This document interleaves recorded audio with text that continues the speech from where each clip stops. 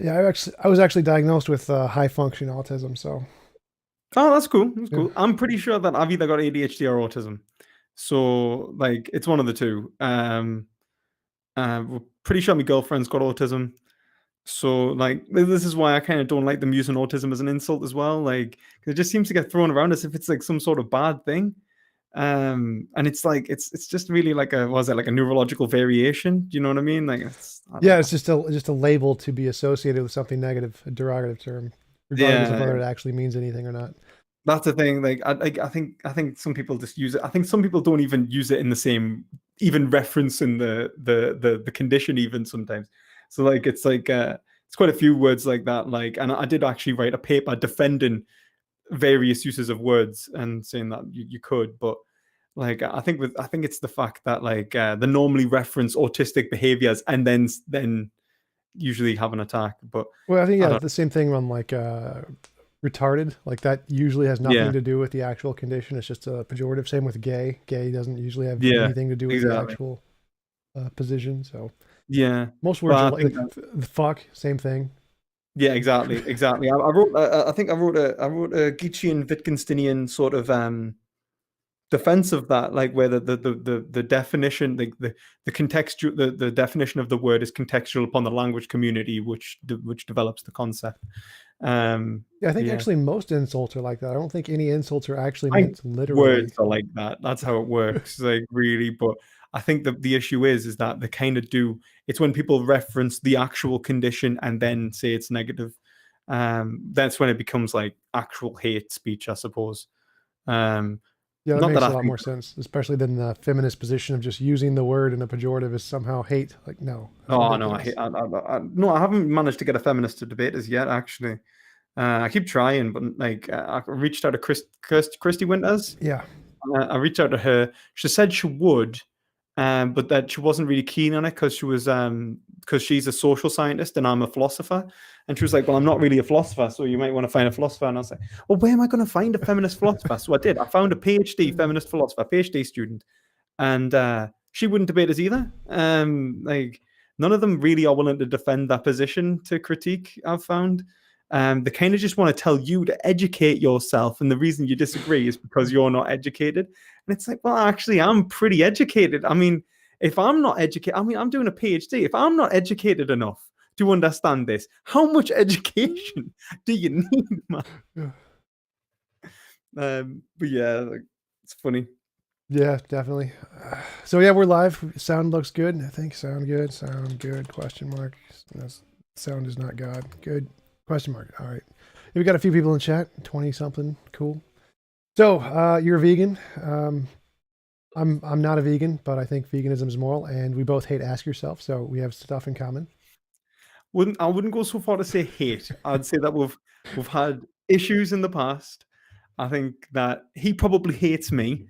Uh, um, but yeah, like I'm trying to like not stir anything with him at the minute, really, just because I think that like there's not really that much negativity between with at this point. But you know, you never know. I mean, I still don't use name the trait, although in my last debate, the guy basically asked us to use it against him. But I just used that. It was basically marginal cases because really that's what name the trait is in a normal debate because nobody ever uses the formal version. But yeah, like that's essentially all that I've had. Like I'm trying to like not attack him anymore, like in terms of his arguments, and I'm trying to like kind of stay back because he doesn't respond well. What do you think is wrong with name the trait? Like, because from my perspective, I haven't studied much into it at all. I've just heard it like twice, and it sounds reasonable to me. It's like, Oh, well, I did like I've actually got like basically a series on Name the Train, and I did that with like Shadow Starshine. I mentioned him to you before. He's like a non-vegan debater, and it was funny because it was like a vegan and a non-vegan kind of teaming up in this point just to kind of basically say that this argument doesn't work. I think Name the Trait is just a reconfiguration of marginal cases, and I think Ask Yourself kind of admits that. He says it's the same sort of family as he calls it. what do you mean by a Um, reconfiguration of marginal cases? I think that it does exactly the same thing. I think that the only thing that the only thing that it attempts to do that's different is tries to apply it. He tries to apply it to any metaethical position, um, and he doesn't use, like, for example, in marginal cases, they use the concept of morally relevant. And moral relevancy is something that I think is dependent upon marginal cases is dependent upon. So if someone comes up and says, "I'm an egoist," the only thing of value is my own, my own interests and its expression. I don't think that any marginal cases is going to come to the conclusion. Like, you could go like, right, well, why do you care about like all these different groups? And it's just going to go extrinsic moral value, extrinsic moral value, extrinsic moral value, because everything's based upon myself, on egoism, and that's how everyone functions, right? And you probably go social contract theory kind of sort of scenario, in which case you can't really run marginal cases on that person. You're going to have to go into meta ethics and challenge the egoism. So your objection is that name the trait is essentially just picking the most strange cases you can think of and seeing that the fact that they can't account for that is trying to defeat their whole position, when really their position might be able to account for most things, even if it can't those really strange marginal cases? Well, I think that it doesn't even need to go that far. Like, I think, like, for example, like this idea of trait equalization, like, it doesn't actually function if you apply it. Like, look, if you like, I had a debate with like Brain and so on. I had a debate with Brain on us on Vegan Gains' server as well, with Foot Soldier. And trait equalization, it doesn't make any sense in the way it's worded. I haven't seen the new, if he's reworded it again, because he changes name of the trait every so often. So he might have reworded it again, and he might have fixed the problem. So I'm not sure. But when I was critiquing it, the issue with name the trait was this primarily was trait equalization. It was essentially the idea that you can turn ontological object A into ontological object B, and they also must remain as two separate objects. So if you were to turn object A into object B, it would have never been object A in the first place. It Right, would have always Leibniz's been law of object B. identity. Yeah, Leibniz's law, exactly. And that's basically that's what I used against it. He didn't agree. Uh, and also they try to say, oh, but it operates in a separate, they try to use modal logic to defend it. But then I just said, like, that's not how the necessitation law works. You can't just throw out normal logic because it's modal. Like, that's not how that works. Yeah, so that's And way further down the rabbit hole than I've gone, because I just understand it as like there is a property that makes things moral, and I think it's consciousness. And so if it has consciousness, killing it is immoral, and if it doesn't have consciousness, killing it isn't immoral, which is why it's totally fine to kill plants, but it's immoral to kill animals. But it seems like in that kind of an argument, the name the trait actually works, because it is a particular trait that this class of things has that this class of things doesn't have. oh yeah, marginal cases and stuff like that. Like, those kinds of arguments, they're useful. Like, I said that like before. Like, I'm not saying that like these arguments are useless, but like, if they're not useful against everyone, and in all circumstances, which they kind of use it as like this kind of multi-tool. To try and, like, oh, we'll just name the trait, and then we'll get to the point in which you say something which is like, it's this trait, blah blah blah. But it's like, if someone says, right, well, actually, I'm a moral anti-realist, and there's no such thing as ethics, or like, I'm a nihilist or something like that, and you name the trait on them. What's the trait? There's no such thing as ethics.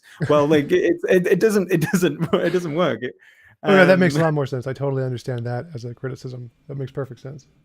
Yeah. And as well, like, I think as well, like, I like the idea of consciousness as being the sort of baseline for ethics. I think I agree for the most part.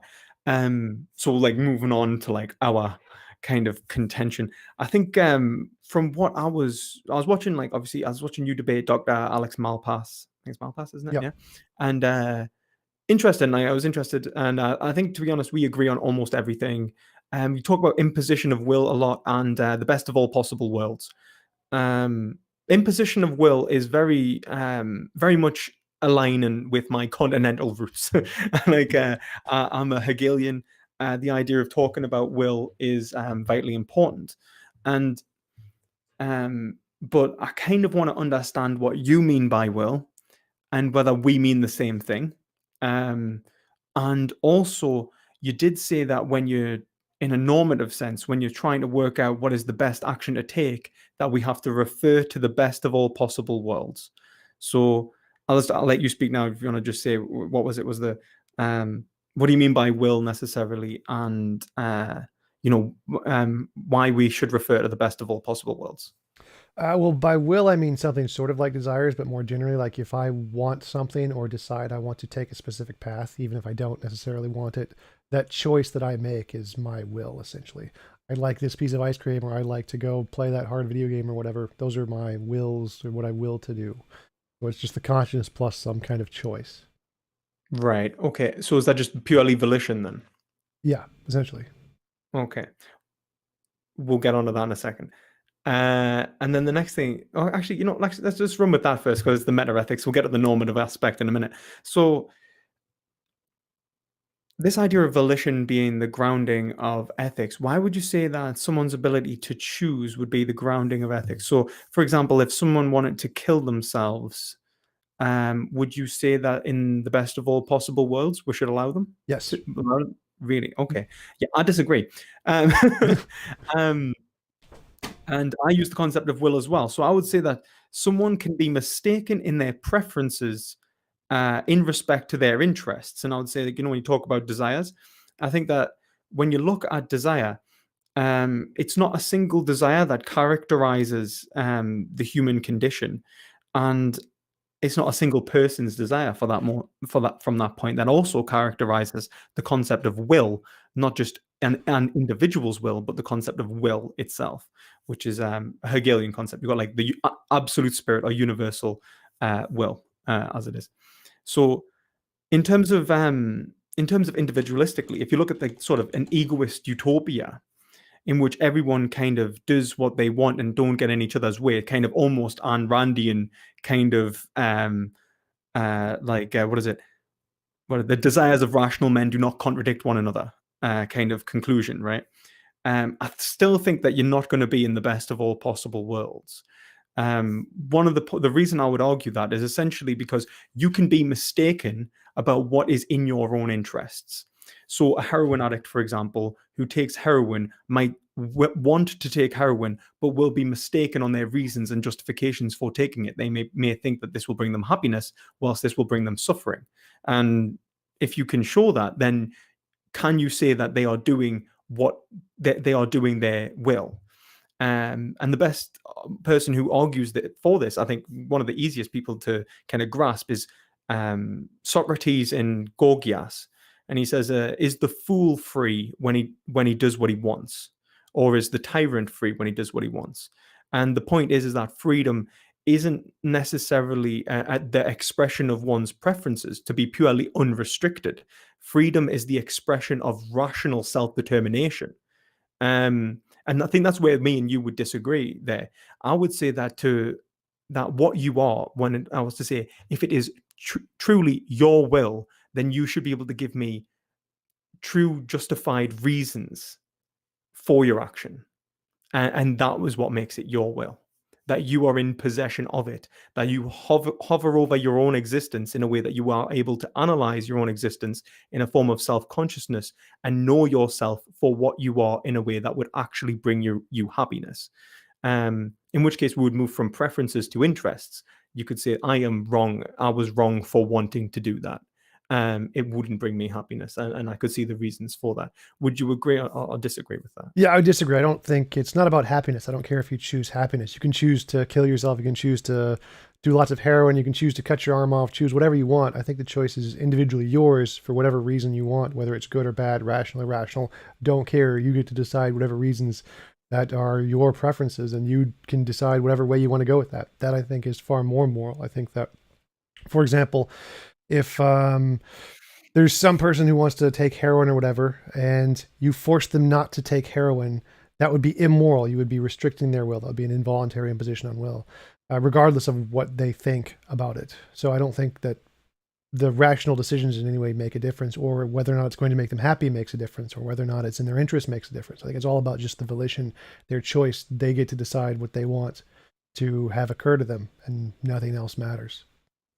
What makes a choice your own then?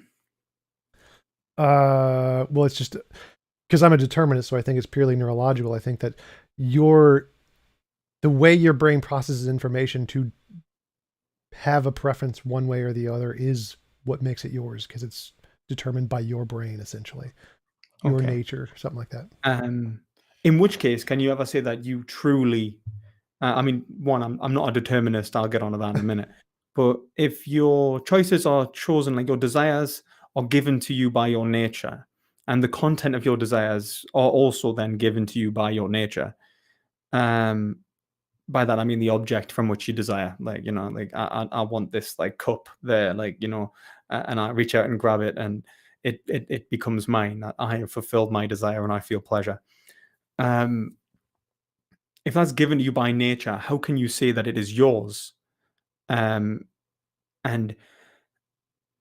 if you on like what makes it, like, I guess I would say that is the action then yours at all? And is it volition? Like, it's not then the restriction of, like, there's no freedom there. Yeah. So there's no way to say that it was yours. It simply occurs and you're an observer. Right. So it's only yours in the compatibilist sense. So compatibilism is the position that free will and determinism are not at odds. You can have free will even though you're determined. So even though your neurological state is purely determined by pre-existing physical forces, the flexibility of your neurology to do things in the world is what we're going to call that freedom. We're going to call that free will in a sense. And then that is essentially what you have. And so even though your actions are completely determined by pre-existing physical forces, you still have something we call free will, even if it's not. And that is sufficient for what I mean by volition. I don't actually care if it's fully free. I don't need libertarian free will. Seems like it's the illusion of free will then, no? But it's just a different definition. It's not like saying there is a freeness there. It's all just definitional of saying that freedom is the thing we feel, even if it's not actually free. We're going to call that thing we feel free. And so, Right. so Right. for me, And then it's why does that totally have moral purport then?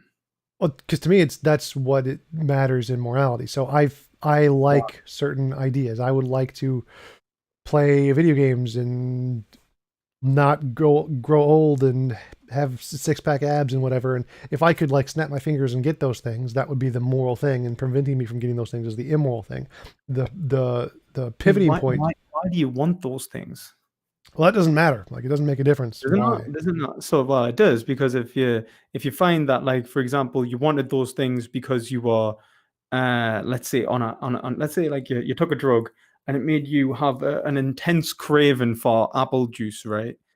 And you go and you finally find, like, actually, let's just make it like culturally relevant. What was it? You're Harold and Kumar.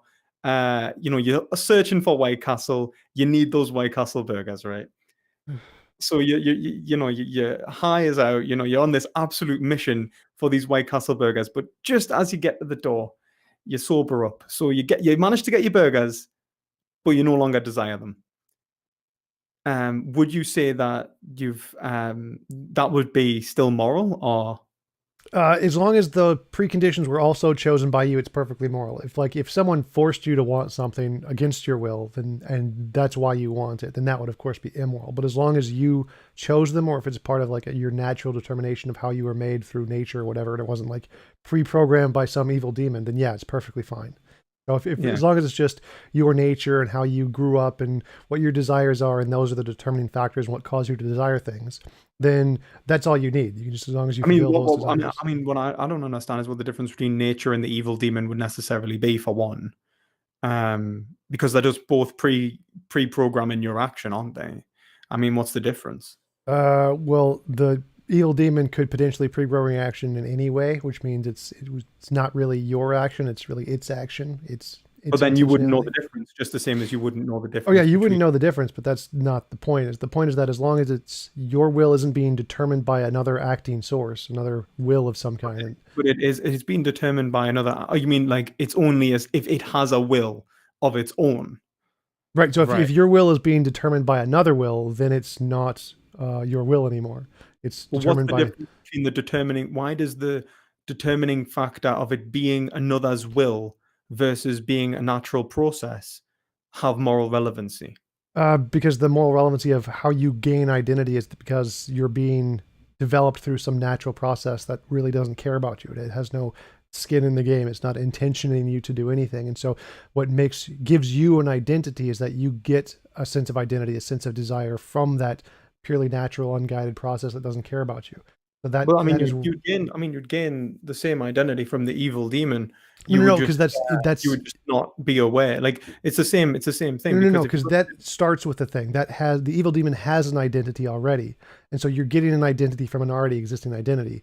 In the natural case, it doesn't have an identity. It doesn't have any desires or wills, and you're gaining those things from the natural process, which didn't have them. So they're a new function that is gained from the natural process, which makes it it's an individual process of you.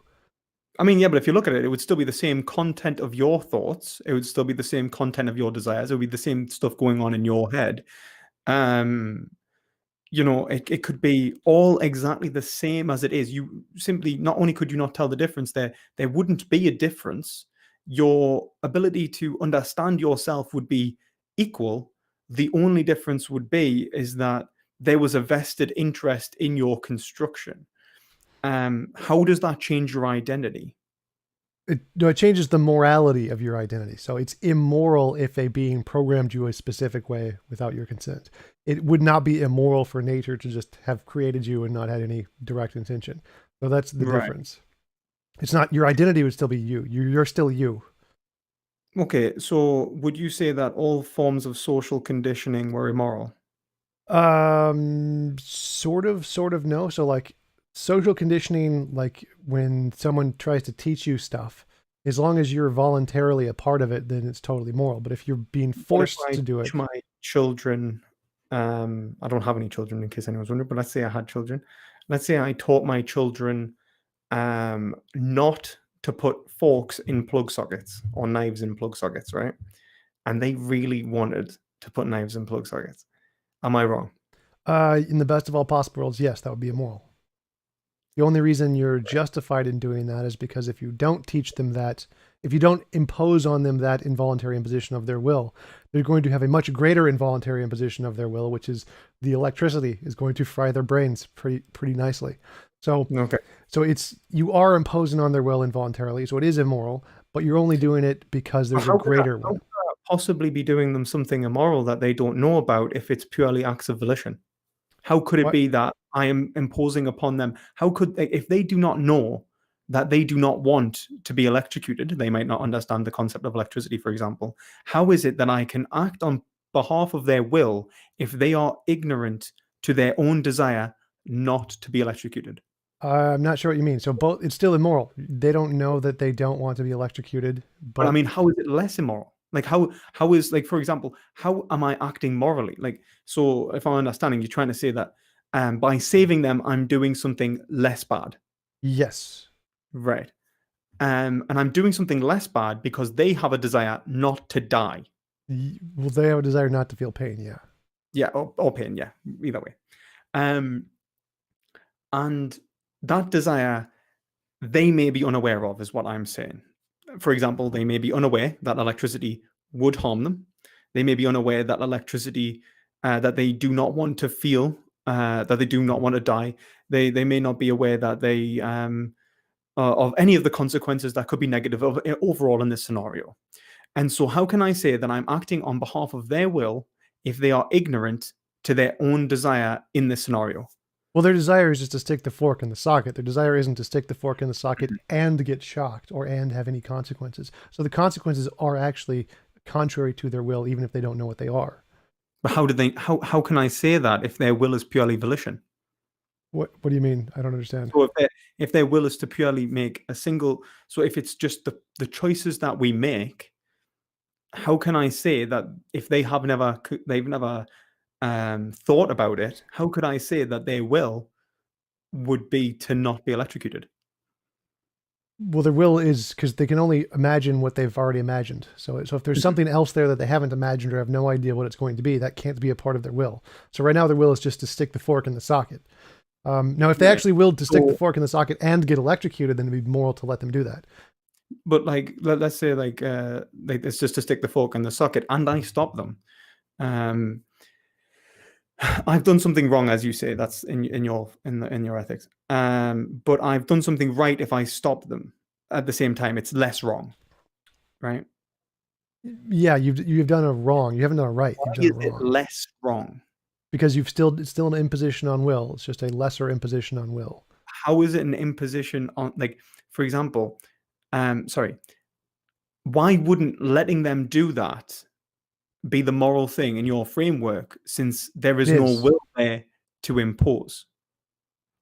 What? So, for example, if you said that it would be the less, So the moral thing to do is to let them stick the fork in the socket. That is the moral thing to do. It is yeah, but immoral to stop them. It's just less immoral than letting them die, than right. them Why die. is But why is letting them die immoral if the consequences, if you're indifferent to the consequences? Because if they don't know the consequences, then they don't have a position on them. In which case, their so you will. don't need a will to survive for it to be immoral to kill you. If you have a will to do anything and something stops you from doing that, it's immoral. So you don't need to think you want to live and then die to have it be immoral. So if I want to eat cookies and someone kills me, that's immoral because I can no longer eat cookies. I don't actually need to specifically desire to continue to live. So are you making the Kantian point that the preservation of will is the most important fact, is an implicit is implicit within all of our wills? So like, if I will to do anything, I need to be alive to do anything. Therefore, my self-preservation is a matter of reason. I have to be alive here to will it.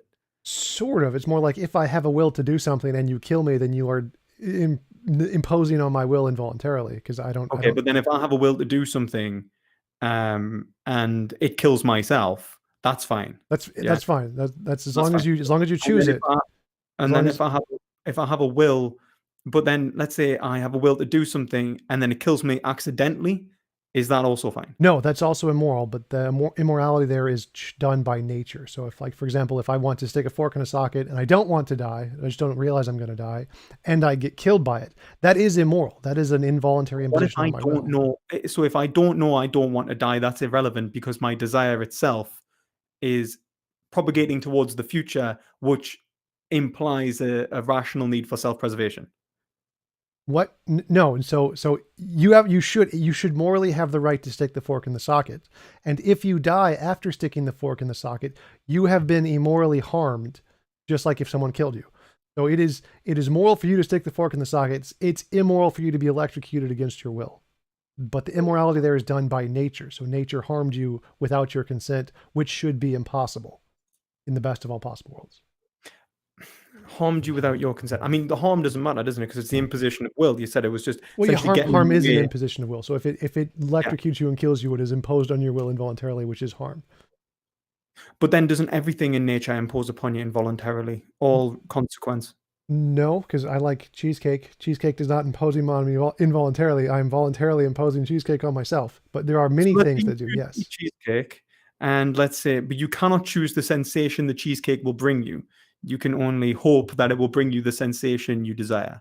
Yeah. Right. So, So as long as it's not rotten cheesecake, then it's yeah. But then it has it, like, the whole point is that, like, nature itself is, like, is uncontrollable by the will. Like, we can control aspects of nature, but we cannot control nature itself. We can control our actions, yet. but we cannot control reality.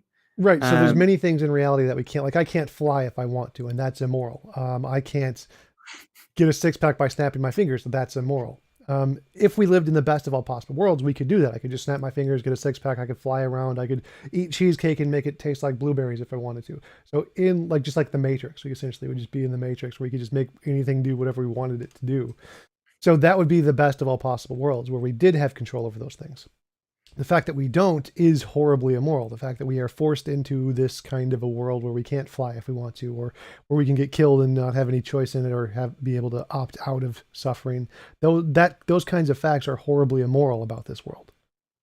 I mean, I will say, like, I mean, you're a determinist, so when you talk about immoral, like, outside of human action, I don't agree. I don't think morality applies to, for example, I don't think, like, a volcano exploding is necessarily immoral. A natural evil, maybe, in terms, and we could probably maybe meet somewhere there, but not immoral. I guess what I'd say is, it seems to me that when you're talking about the Well, just to imposition clarify on of, that just a little bit more. So, because of the discoveries in neurology that there is no free will at all. It's all pretty determined by neurology.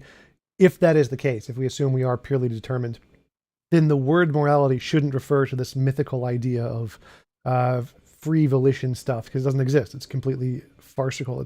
I think it's logically impossible. So what we should actually on my lap is a book called Free Will and Continental Philosophy, and by David Rose. Really good book. Basically, my position on morality there, if anyone's interested, and I would absolutely disagree with the idea of neurology even nearly informing anything on free will. I think that the concept of free will is epistemically prior to science. I think that science, as a form of investigation, requires the notion of free will to function. I would say that for example, the foundations of science and language even require an ethical relationship with the other, in which one sees the other as being able to choose, act, and able to make validate, verify, and falsify each other's behaviors. And that is the very basis of deduction. And without that, we wouldn't have the possibility of of science. So when we're trying to apply something like determinism to and causation rather to humanity, what we're actually doing is we're making an epistemic flaw, because we're trying to say that the conclusion is actually prior to the epistemic foundations which allowed us to institutionally come to that conclusion. That would be my argument about it. I'd say that the problem of free will is actually the problem of free will. There is no problem there. It's just it's a mistake in language. But it's fair if people want to disagree. We can talk about it at some point. But but just to clarify, so if there is no free will, then what we mean by morality has nothing to do with choice. It's all about different determined processes, and we should use the word morality to refer to something more like imposition on your will, regardless of whether or not it's free. That's why that's why the term morality for me includes natural evils, because that's more what morality is. I understand. Yeah, I get why it does make sense if you take that position. Like what you're doing is you're making a descriptivist case on morality. But I think one, I would say that it's not as if you're doing anything but describing your own emotional states. Then, yeah. Sort of. That wouldn't be emotional states, because you can have different emotional states from the actions.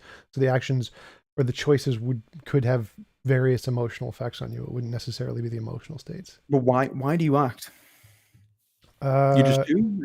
You do? Neurology determines my actions. So in neurology, what is the action urging process in your brain? Neurotransmitters firing. Okay, and that's but you experience it as... most of it you don't experience. Most of it's post hoc, so you don't actually experience any of it. Emotions are after the fact. I mean, the evidence for that is shoddy at best. Because ironclad vast majority in neurology of experts in neurology, psychology, cognitive science, and philosophy. It's pretty ironclad. But neurologists don't know what they're doing. They don't know how to read the brain, for one, not properly. And then even if we do talk about, let's say, the intentional states beginning before conscious processes, like psychological experiments, they don't take account of urges. They don't take account of psychological variations. They don't take account of the concept of vetoing, and even even if it is a subconscious intentional state that is propagated forward, it then doesn't imply hard determinism anyway.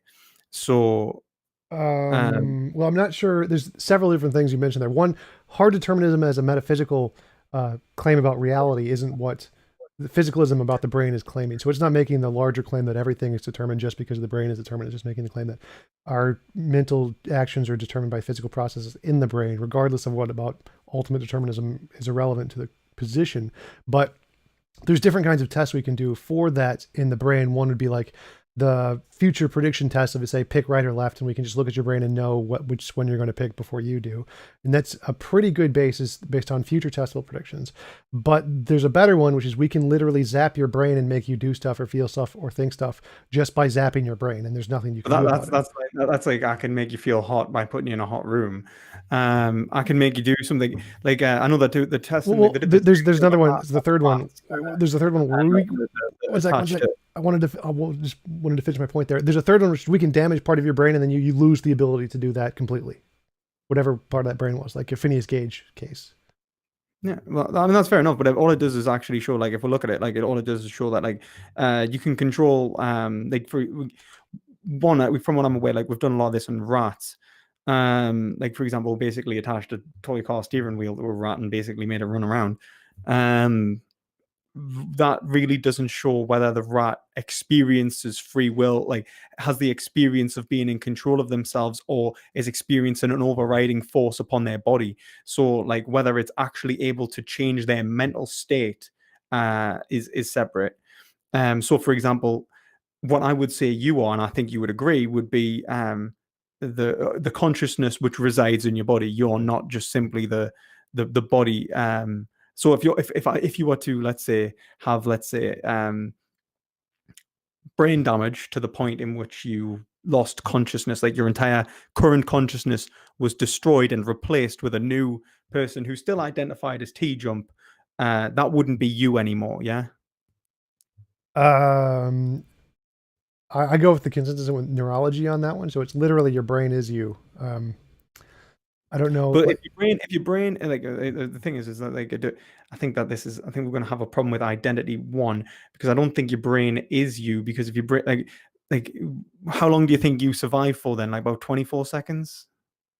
well, so depends on how you define the identity. So if you are just the process that is produced by the brain, and the brain is a bunch of particles, as long as the brain is intact, then you exist because you're just the process produced by the brain.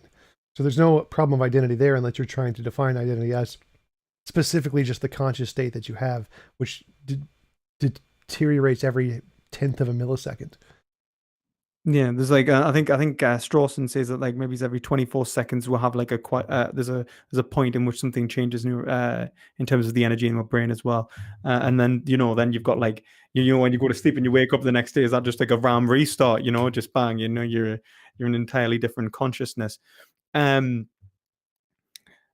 I suppose I would say that, like, obviously, a form of psychological continuity, it's not necessarily a problem if identity is something that is separate from your perceptual awareness alone. Um, and it's just not the same. The energy moving through your brain doesn't define who you are. What defines who you are is a linguistic concept which travels through you through time and allows you to have, like I was, you know, uh, you know, at little earlier, I am here now and I will be somewhere else in the future. All of which are the same person because they're held constant by self-awareness, which is, the concept of I, which is linguistically embedded and applied to this form, which then goes and acts in the world. In which case, there's no real problem there, like, in terms of, like psychological continuity. Of course, what leads us to ask is, like, are you then purely acting upon um the it's not about then the expression of it's not is it about the expression of current desire, or is it or can you, for example, have a desire for something, um like, would you associate with desires in the past as well? Would you say that, like, those are also your desires, or is it just anything immediate? It seems that your idea of volition, like your idea of freedom, is pure preference, and I think this is where we kind of disagree. I would say that freedom is self-determination. I think that to be unrestricted is not freedom. To be purely able to get whatever you want at any time you want, whenever you want it, is not freedom. That's to be determined by your, like, nature, by your environment, by the thoughtless processes which govern the desire propagation, or even the lack of self-governing uh, contemplation you have over yourself. You may allow your desires to run free. I would say that volition, like, Sartre, we are condemned to be free in that respect. Yeah, fair enough. I understand what you're saying. Like, you cannot get past your own volitional state in the fact that it is you, quote unquote, linguistically acting. Of course, I think that we have a very different understanding of that. I would say that it is actually you who are acting, and you would say that it's a bodily process, which we just describe as you. Um, I don't think ethics is actually a well-fitting concept for this. I think you'd be better off describing it in physics. or or in another science than philosophy. I don't think a philosophical concept actually works in this. If humans were to were to be physical objects of investigation, I think the application of philosophy in this respect of ethics is unfitting. And I think what would make a better an explanation for this, and I would argue that it's actually the other way around, that causation is unfitting. But long story short, why unrestricted freedom is not freedom. I would say that you can intend to do something and not intend for the results, or not know that or intend for, or that there is an implicit intention in your actions that you are unaware of. So, in other words, Ayn Rand says a whim is a desire in which the desirer does not care to know the cause. I would say that within our very nature, there is an implicit goal in mind, a telos. I would say that, like, and it unites all desire. I would say that all desire holds within it a goal to achieve a good life, happiness, pleasure, avoid pain. All of these are built in to our nature, that we, by nature, have been given a set criteria of what we want and what we do not want, and what is good for us and what is not good for us. What I would say that we can do then is we can analyze whether our desires actually create the world in which we wanted to live in the first place, and whether we could be aware that what we wanted was wrong against what we actually wanted to bring around. You talk about the best of all possible worlds. Can we not be mistaken about what that looks like? So if I was to say to you, what is the best of all possible worlds, what would you say? A world without involuntary imposition of will, where everyone gets to define their own nature of reality. Okay, that's very abstract, yeah?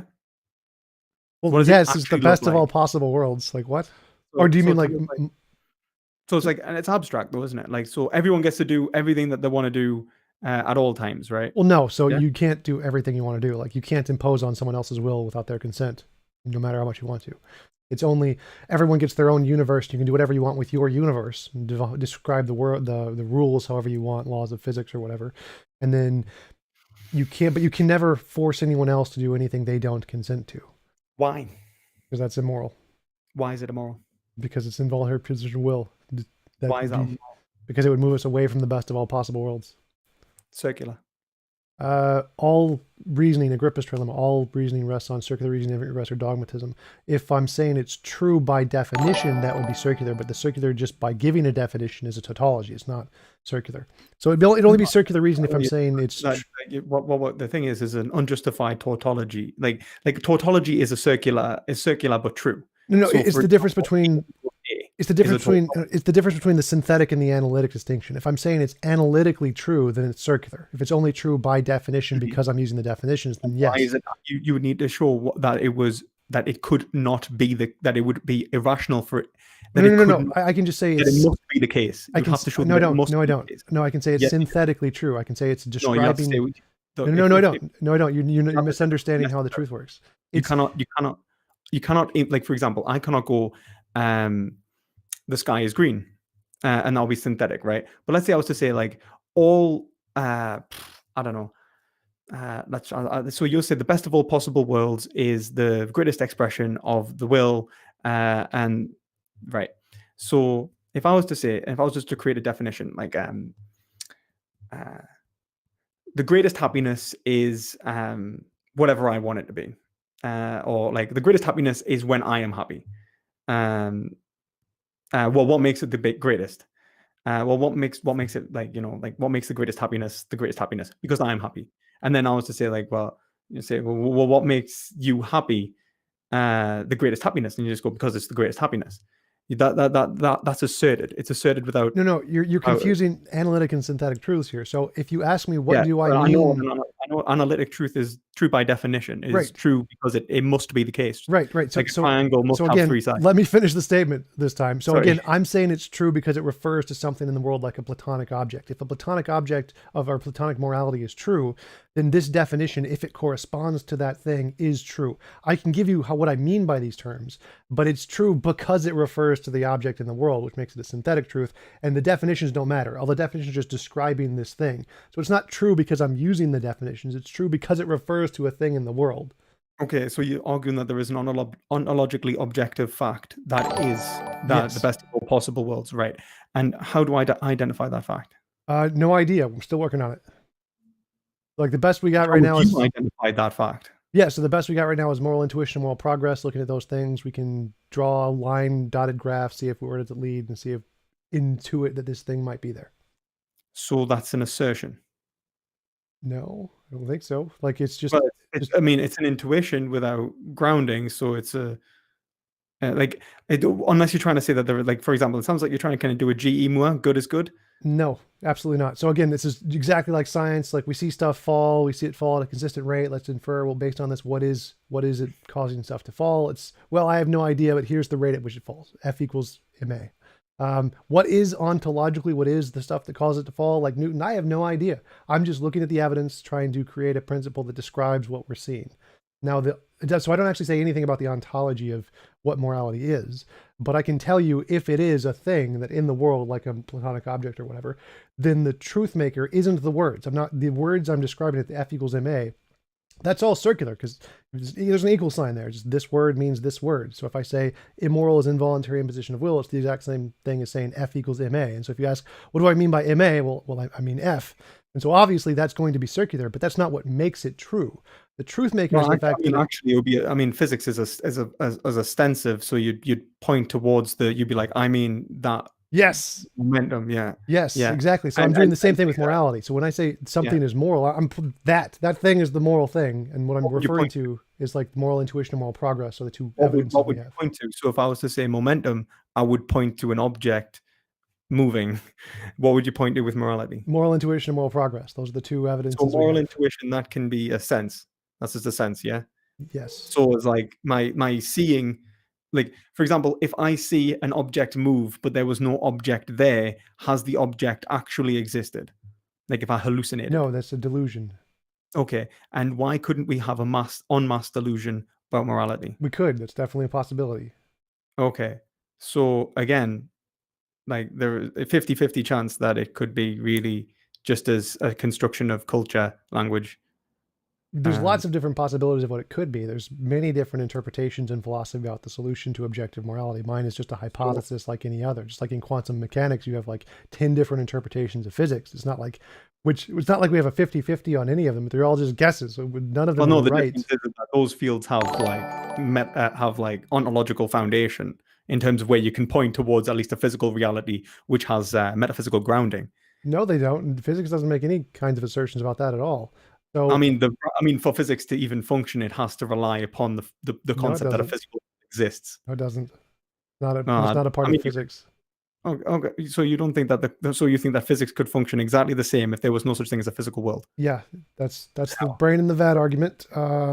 Yeah, but brain in the vat would imply that there is a physical reality. The brain in the vat argument is a reality implying laws of physics in like a kind of computer simulation. It would be like there are laws, but they're describing something different from what we are aware of. That's like all right. That's not the point. The point of the wait. So the point of the brain in the vat argument is a class of arguments that show everything we know about reality could be wrong, like Descartes' demon. So in Descartes' demon, we have a perspective of reality. Was wrong anyway.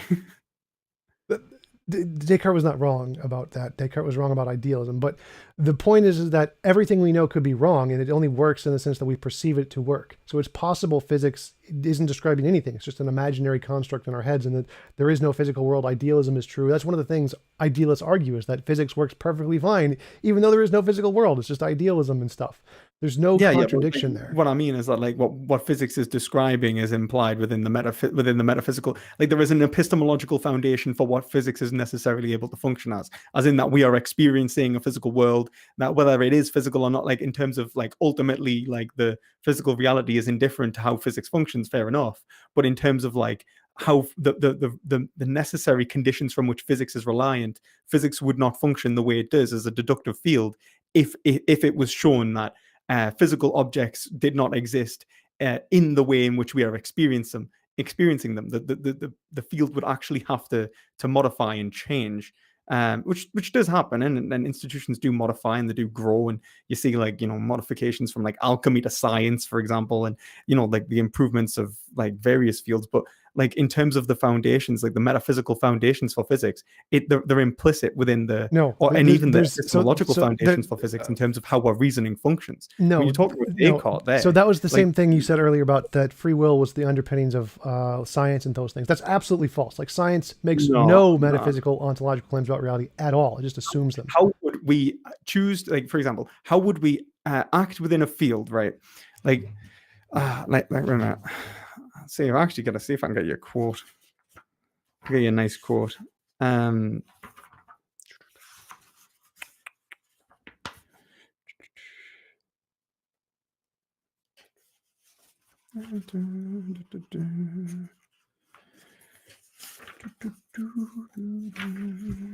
See if I actually took it down. You could just go through it by memory. I'll probably. Yeah, well, it's not that big of a deal. But I think I was going to quote Heidegger. But the point of I guess what I was trying to get is like what is called the fittingness of the concept. I think Heidegger calls it, and it's essentially like the epistemological like science cannot assert its own foundation, right? Like science doesn't care about the foundation. That's the point. The metaphysics is irrelevant to science. No, because yeah. No. Yeah. Like, look at it like this, right? Like, right. Can science assert that deduction is actually the deductive method, the scientific method, is true without having to give an argument of why we should be deductive? Science doesn't use a deduction; it uses induction. Well, it uses both, and it uses deduction in terms of peer review and so on, and it uses induction in terms of like the sun rising, and it kind of bases its conclusions off perceptual reason and then moves on. But it doesn't use induction purely, at least not in my experience of science. Do you mean by peer reviewed? People look at it and see if the conclusion follows from the premises? Is that what you mean by they're using deduction? I would say that the conclusion follows from the premises is deduction, and that the conclusion presupposes is induction. The conclusion being presupposes induction.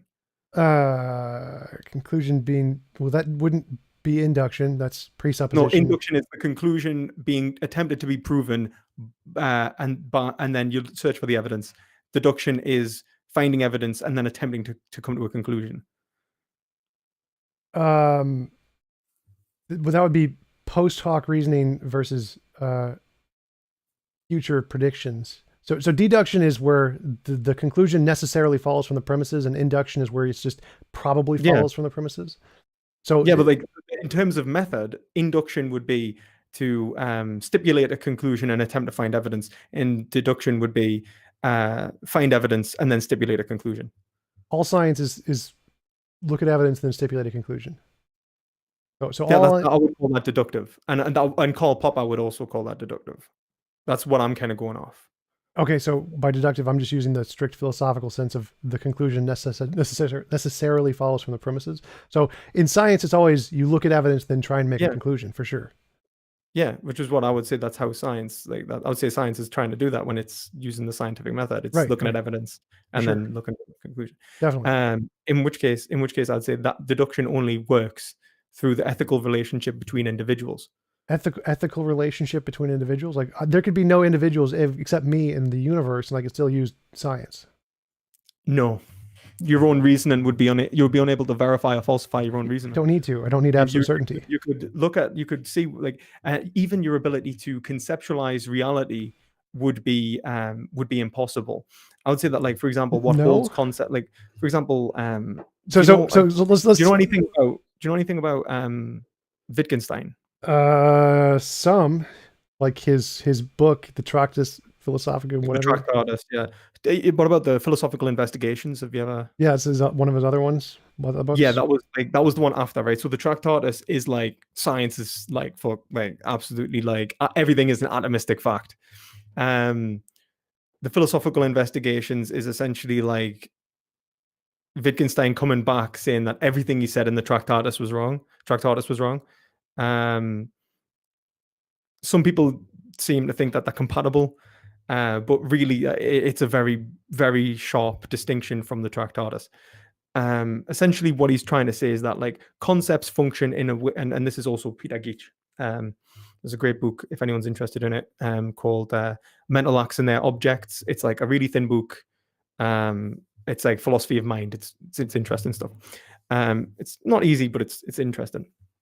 And he talks about why abstractionism, as in, for example, if I look at a wall and I see that it's white, I gain the concept of whiteness is actually inadequate to explain how language and conceptualization functions, and that it's actually more adequate to say that I actually create the concept of whiteness and apply it to the wall, and the color, and for it to function logically as it does. Now, but wait, let's go back to what you said. Like, I can do science in all conceptualization with no reference to any other human being ever. Like, there was at one point one mind, one consciousness that existed in the universe, and it started this whole process of making associations. You don't need other minds to do that. You don't need other minds to form a language. You don't need other minds to do any of that. Are you arguing for God there? No, I'm just being like a single organism, that the first brain that ever existed in the world.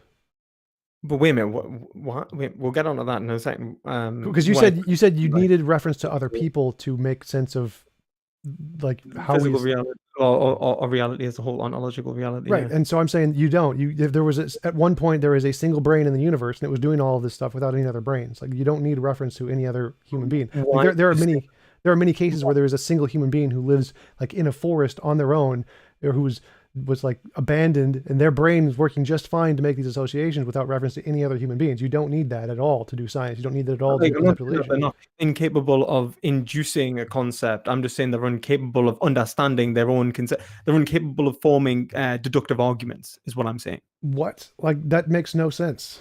I'll explain in a sec. So, like, the whole point of what I was referring to is a guy called Wittgenstein, and the reason I was referring to him is because he argues that language cannot be private. So, right, the private language argument, but that's wrong. It's not wrong. It is definitely wrong. Do you think it's wrong? Why do you think it's wrong? Because you can make a private language all you want. Like, all you have to do is reference objects. Like, I can say that as blah, blah, blah, blah. And it's yeah, fine. and then what's the private language argument arguing? That the reference to what you're speaking can't have meaning without it being able to be conveyed to other people, something like that. It's not, but kind of, but like, I think that like it's overly simplified. So but like, essentially what it's actually saying is that grammar, that the linguistic framework of something like English, Russian, whatever it may be, is actually holding our conceptualizations in between multiple minds so that we can have a referential point in which we go, if I go blur and I point at that object, and then I go blur and point at that object, or I go, that's a cat and that's a cat, and they're two separate objects that have no ontological similarities, for example, but I've forgotten, for example, that I said it about the other object, I would be incapable of knowing which was not a cat. I would be something could be both A and not A at the same time. They both be P and not P at the same time. We cannot hold. You run into essentially like it becomes incoherent, because there'll be no standard from which to reference our capacities for conceptualization. The whole point of something being for the whole point of the private language argument and saying that it's impossible to have a private language is to say that it simply could not function in the sense of being coherent. You would be incapable of knowing whether your interpretation of the word was the same or different to any other point in time, even in the same sentence, because your interpretation of the word would be the standard from which the word was used. They would be both the same. You could never use a word wrong. But that's the same thing as Gödel's incompleteness theorem of logic, is that any logical system can't be shown to be internally consistent without reference to an external logic. I mean, that's true of all knowledge. You don't need that absolute certainty. What you would say with logic, it's like what Wittgenstein, I think, does adequately show. And I think what even Aristotle kind of points out, it's impossible to think illogically. Logic is a function function of our mind. It simply cannot be rejected. You would have to reject logic. You would have to reject the very thing from which gives you the concept of being able to reject it. You are Well, using it implicitly. that wasn't the point I was making. So the point I was making is that that same problem applies to logic, yet we can still use logic. You don't need to have absolute certainty. You don't need to have that kind of basis of knowing. But it's not about absolute certainty in that respect. I understand that, but it's about the logic is necessary, and it's the only concept that is necessary. It's impossible. I wasn't arguing against logic here. My argument is for language. Even though the same problem can apply to logic, we don't reject logic. We can use the same reasoning to say, even though this problem applies to language, if I'm alone on an island and I use a word to refer to a tree or whatever, even though I can't be certain that the next 5 seconds I'm using the word to refer to something else, doesn't matter. I can still have some reasonable level of confidence just because of how my brain works. I can still say that the word I used, blah, still refers to the same tree and be reasonably certain that I'm meaning the same thing just based off my personal experience without any reference to any other person. I don't but then let's say like you were to develop a private language, right? And you think about the range of complexity in which you could actually hold these concepts, even just in pure memory. You would overwhelm yourself quite quickly. At least I know I would overwhelm myself quite quickly. What do you mean? And my capacity for remembering its correct application or not would be impossible. So if I say to you something is analytically true, so for example, a bachelor is an unmarried man, how would I know that was the case if I am not able? Like, the point of it being analytically true is not to say that we have assumed that a bachelor is an unmarried man. What we have actually done is we have identified a bachelor as being an unmarried man. We have shown that they are the same thing, applied concepts, and held them in a language game, in which holds the usage the same. Now, if someone comes along and says a bachelor is a married man, would you say they were wrong? No, they can define it any way they want. They're both right. But then there's no such thing as right and wrong because logic doesn't function anymore. No, logic functions just fine. It's just the meaning of the words is different between different people. All deduction then is assumed. There is no rational argumentation that they can go premise A, premise B, premise C, A, B, C, and then actually show that it functions in that way. It would just be an implicit assumption. I'm not understanding your point here. So language is arbitrary. Any word can mean anything you want it to mean. So if I mean by bachelor an unmarried man and that guy means by bachelor a married man, we can both be right because the language is arbitrary. It doesn't make a difference. Okay, right. Okay. Look, right.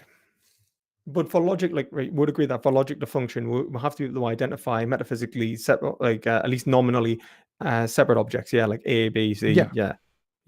And then show logical inferences of, like, for example, they are not the same object. They cannot be anything but themselves. You'd have to show, the law of identity, maybe the law of non-contradiction, depending upon your interpretation of it, and so on. You'd be happy with that, yeah? I think so. I'm not sure. If I was to say that, so if I was to try and make an argument, and I was to say that, at one point, all swans are black, right? And that's a black swan. Therefore, was it all swans are black? I don't know. I really like the color black. Therefore, I really like swans or something. I don't know. Anyway. I should have just went with the Socrates as a man one, but whatever, right? If I was to say that, right, I'm relying upon a level of deduction in which the words actually in each premise correspond to the same object, in which I go that the word swan and the word black and black, no matter who reads this argument, it would flow the same because it shows a logical. You want to use the words to mean the same thing in each sentence. Yeah. And if they don't, then it wouldn't function. It wouldn't be an argument. It would just be PQR. Yeah, exactly. And that means that language has to be held constant, because if it wasn't, then anyone who reads it would interpret it separately without without any, like there would be no way for Right. them to hold it constant. Right. Yeah. So if language continued meaning to continue change in No, well, sufficient. language can change, but the grammar would have to change with it. Like, for example, you could have a language community evolving over time. That's fine. So But it for would just be example, like we could have the word gay. If we said it in the 1920s, we said that man is gay, and conclude he is therefore homosexual.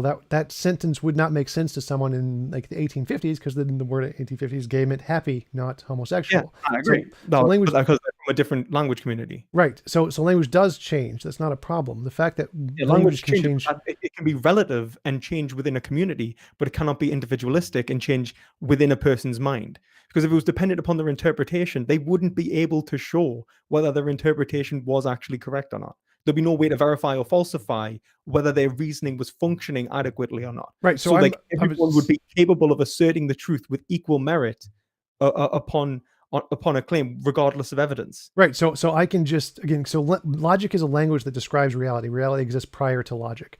So when I say that is blah, or whatever, that tree is blah, and I 5 minutes later I come back and say, oh, look, it's blah, I'm assuming that I mean the same thing by the words, but I don't need to know with absolute certainty that I do. I can just assume that they mean the same thing, and I still There's a justify. difference between absolute certainty and even having the possibility of verification or falsification. If it's unfalsifiable that you are using the word adequately, then this is so there would be no way of even asserting that you are using the word right, because you would be referencing only your consciousness in a given moment right now at each point.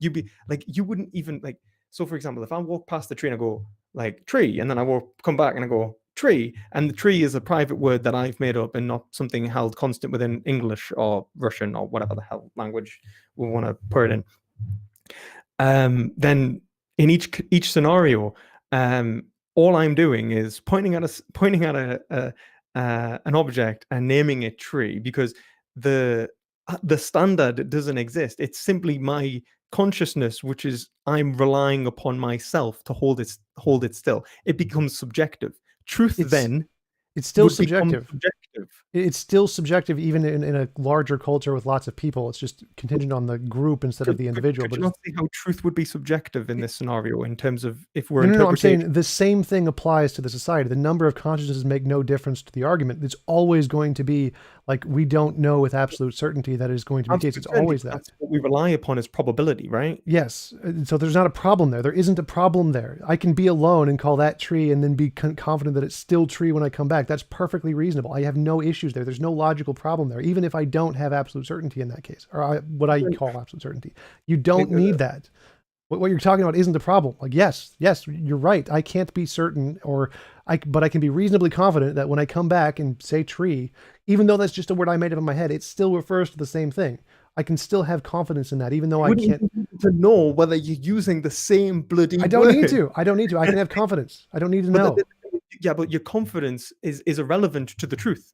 If we were to say the truth is a thing, what you've done is you've destroyed truth. You've made it subjective. No, I haven't. It's Yes, called fallibilism in philosophy. You don't it's need. It is. I'm a fallibilist. This isn't fallibilism. Yes, it is. That's the argument you're making. Is that, you can't have certainty that what you mean by those is there. That's essentially the argument. Actually, this would require, for this to function the way it does, you'd have to have something more similar to infallibilism, in which I could assert that my definition would remain constant because of my brain holding a constant, that there is a necessary factor which holds a constant for it to actually function. It would be like this way actually destroys the possibility of truth. It's not about like, no, it doesn't. It does. It does. It's because truth, I heard the correspondence theory of truth. Truth is that if a sentence corresponds to reality, it's true. And so if what you mean by the sentence is that tree, and that tree exists and it corresponds to reality, the sentence is true. Yeah, but like the words you use, for example, are universals, right? So if you're using a universal, for example, like tree, everything that's not ostensive is a universal pretty much, right? Yeah. So like tree, desk, like chair, whatever applies to, since you're using Platonic forms as well, I suppose you agree, like universal concepts or forms within reality, right? In which I reference I'm more of a nominalist. I don't think there's any universals, but. Well, so you don't think there's any universals at all? In reference to language and objects in those kinds of sense, not as much, without like several exceptions, like laws of logic, that kind of thing. But that's a different conversation. Okay, so if I was to say a desk, you wouldn't say that was a universal? Not necessarily. I'd say try to define to me a desk. Give me a single definition of desk that can apply to all desks and doesn't exclude any non-desks or excludes all non-desks. Like the chair argument, you know. Yeah, I know the argument. I guess the issue is that like, and then someone obviously you try and reference a chair that has like, um, Postmodernist chairs. yeah, exactly. This is this is the whole. But postmodernists don't believe in truth. This is, So yeah, I believe in truth. I believe truth is that. I don't understand where to place you because you're making quite bold meta Well, narratives. you don't have to place me anywhere. You forget about me. Just Narratives. You're like, nah. Foundation. yeah, you don't need to place me. You just need to place the argument. So the argument is that we can have language perfectly coherently fine on our own in a secluded island with no other reference of no humans. There's no problem with that. In fact, it's literally happened in history multiple times.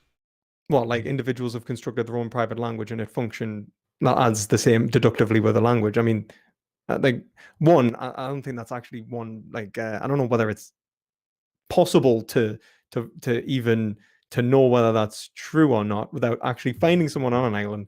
Like, I think there was I think Chomsky talked about this, didn't he? He talked about like the forbidden experiment kind of thing, like a girl being wild and how it would affect our linguistic development. But like, Yeah, we have cases of those. There's actually one in Russia where there was actually that happened. I would go so far to argue that your ability, if you were to put a child in the wild, I don't think they would develop self-consciousness, self-awareness in the way that we function right now. Develop self-awareness, like because for me, self-awareness is just conscious experience. So that's what I mean by self-awareness. What do you mean? I mean, self-awareness is being aware of oneself through time, psychological continuity, the ability to refer to oneself as an I, an object of one's own experience. Right. So we would definitely have less cognitive abilities because we have lots of tools that we get from other uses of language that we wouldn't otherwise have that definitely make more associations in the brain. But those came from somewhere.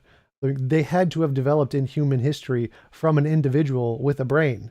They couldn't like just have there's in your system where it requires multiple brains to have essentially adopted these things at the same time and refer to themselves in order to come up with the concepts, then it's impossible for them to have ever come about if there was a first brain. To say that the first words were birthed out of induction is fine. Like they were just induced poof out of nowhere. That's fine. Like I get it. Like the first ever words, like someone just went Bleh! Like slap. Like Wittgenstein actually gives this at the start of his the philosophical investigations actually, and he's just like someone just says slab and just points at a rock. You know, what does that mean? And he starts talking about how the different interpretations of the other tribes people and trying to work out whether they mean the same thing and all these different things, like talk about numbers and the development of numerical systems and the basic alphabet and shit like that. Like, I get it, right? Like it would be out of nowhere, someone just goes like that, like they make a noise, a click, or whatever it may be, and then they point towards ostensibly towards an object, and then you have a referential point for the other individual to pick up, and then they would then run with it. The point is that obviously each of our brains think logically, at least rationally, in the sense that we all are incapable of thinking of something of being A and not A simultaneously. In terms of the laws of logic, actually all function within our minds. I don't think either of us disagree with that, do they? I don't think so. Okay, cool. So go back to your original example. Like if we have someone in the forest and hears a noise like a branch falling or whatever, and that branch has a fruit on it or whatever, and he eats the fruit, and then he associates that sound of the branch falling to the fruit, and then anytime he hears that sound or makes like tries to replicate it, then he now has a private language of that cracking noise or whatever means food. And so anytime you hear that cracking noise, you're going to think of food. And so now he has a private language with no one else. No one else is referenced here. He's just associating the sound to the sensation of food. And that's perfectly fine. I mean, like there's a bell ringing, like if like Pavlov's dogs. I don't think that's a language. I wouldn't say that the dogs have developed a language if they salivate, even if it was a conscious realization that they should run through. That's what language is. That's all how language all formulated in human beings is that they associated. Language is able to, for example, you could not ring a bell and various forms of bells and then it turn into deduction. Like language has to like for deduction and verification and falsification to function, we require other agents who are able to understand these things at the same standard as ourselves, and for us to be able to understand these things in the future to exactly the same standard, so that we can hold a notion of like truth is required to be constant. It's required to be held constant. If it was constantly developing, in the sense constantly what would be the best word, like a self-deforming cast, like something that is constantly in flux, it wouldn't be truth anymore. If it was to be, it can change, it can develop, and it can grow, and we can find that we were wrong and that there are new things that are right, and we can develop. That's fair enough. We can start off with inductive, like, blah, and then like, that's blah, that's not blah, and then we can create inferences from that because of the way our minds work, um in terms of, like, together, and then we can have conceptual growth from that. So if someone, let's say you pointed at a tree and went blah, right, and what you meant was that all trees are blah, and then somebody else pointed at a tree and went blah, they get that, they mean trees are blah. But then later on you point at a bush and you go blah, right, because you don't differentiate the metaphysical differences between a bush and a tree, right, but the other people in the tribe go not blah, right. Conceptual growth occurs within you when you are forced into uh recognizing the metaphysical differentiation between a tree and a bush. Right. But you can do that without other people. You don't need other people for that. You just need to refer to reality. So, for example, if I say tree cracking equals fruit, and then I say, oh, water running equals fruit, and I go to the water, there's no fruit there, then, oh, I now have conceptual growth because I associate this sound to fruit and not this sound to fruit. Not necessarily. I mean, like, for one, like, that's literally how language developed in humanity. Not well. I mean, that's a pure assertion, because we do not know necessarily how language developed in humanity. Yeah, we do. We can see it happening in different kinds of species of animals. Lots of tests that we develop language in animals. I don't think that we can say that, like, for example, like, even if we were to say that, like, in terms of, we might be running on different definitions of language as well, which is probably causing an issue. But, like, if I was to say that, like, for example, someone runs over to here's a tree cracking and associate, where was it, like, sound image association, I wouldn't call that language. But then, even if, like, they had sound image association on a really complex scale, and there was nothing holding it constant so that it could communicate even with itself the meaning, if it could not hold meaning constant, then, for example, this is a rock, and understand rock holds a certain thing, and which relates to one's own experiences and blah blah blah. Like, if it could not hold that constant, then I wouldn't say it was a language. If it wasn't able to make sure that the meaning was actually being transmitted. Right. I would agree, but I'm saying there is a way for it to maintain the meaning, which is that when it direct relation. Yeah, direct senses experience. Like, I can see the fruit. So, like, Russell. What? So, like, Bertrand Russell.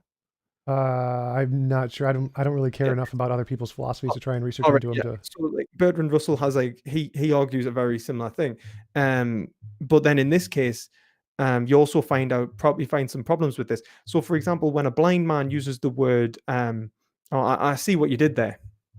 Say if he says a phrase like, I see what you did there, and the word see actually relates to the capacity for sight, has the blind man used the word see properly? Has he used it? Only if he used it in coherence with what he means by it, yes. Right. And like, so how would he know that he's used it properly? If what he means by it is what he used it, then yes, then he used it properly. Like, all that matters is his self-referential thing. Let's just get to that. What is truth? Truth is whether a sentence corresponds to reality. Correspondence theory of truth.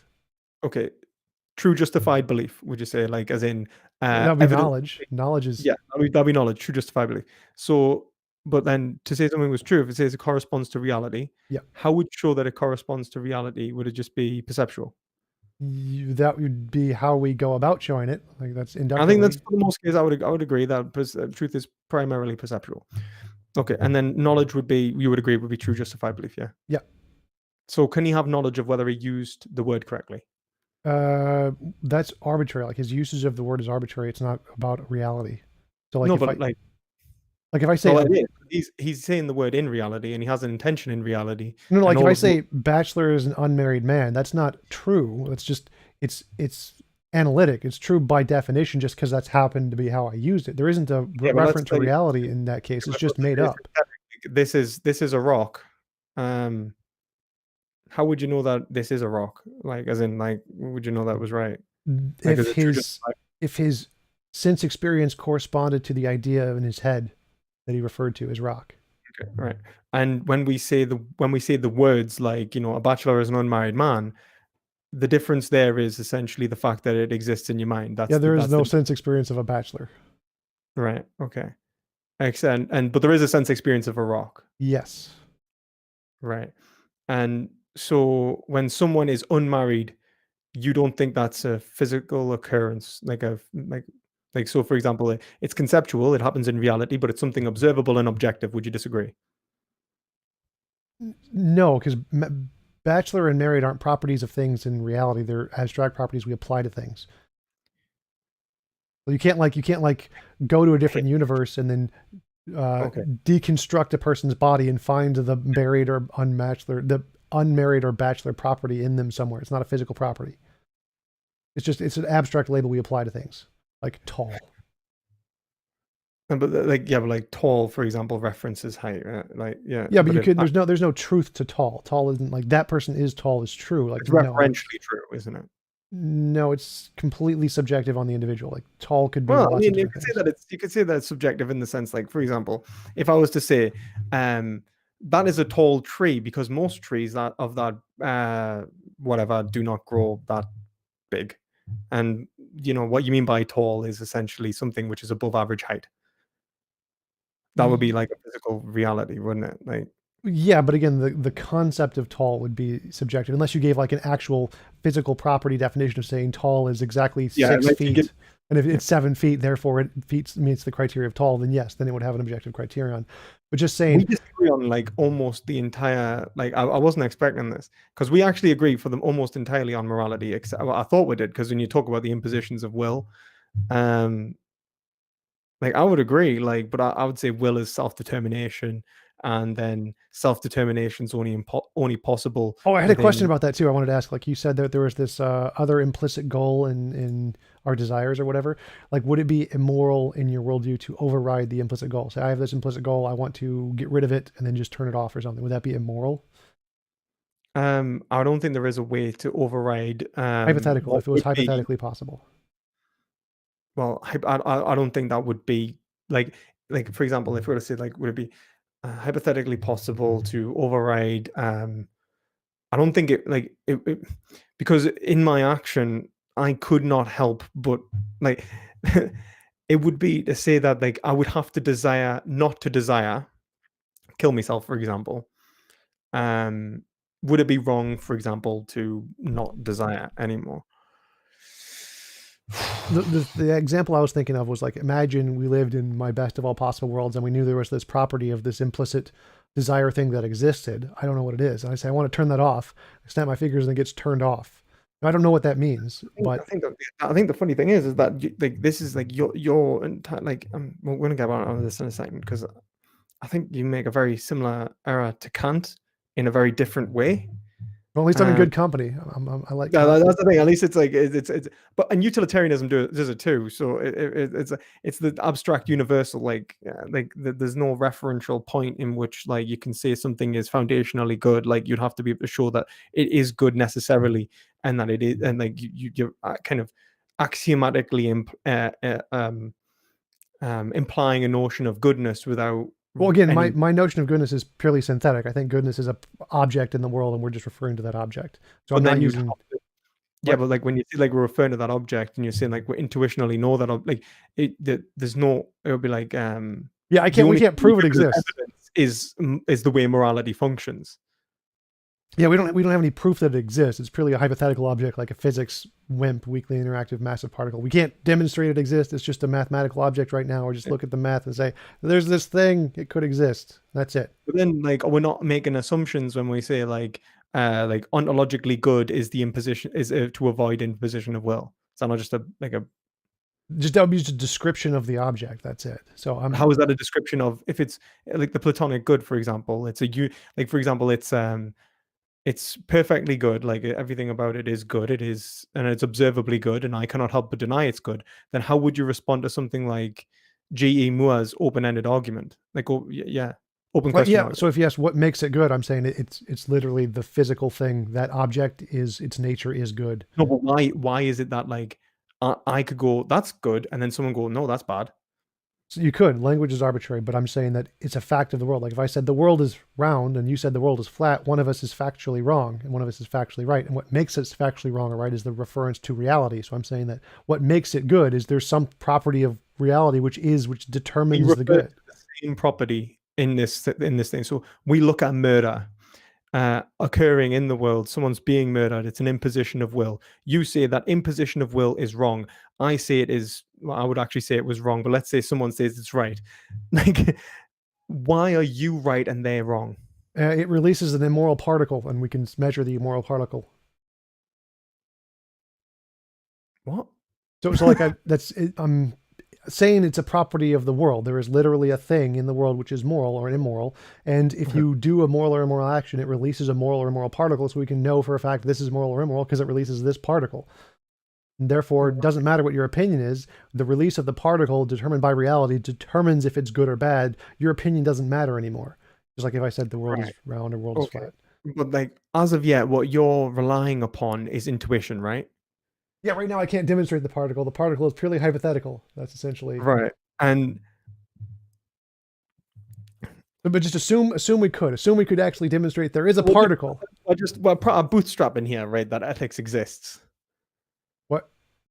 Like that we're just pulling ourselves up by our bootstraps. We're just hoping it does. It's just an assumption. Oh, it's a hypothetical, so it's not an assumption. It's like saying M theory is true. Like we don't know if M theory is true. String theory.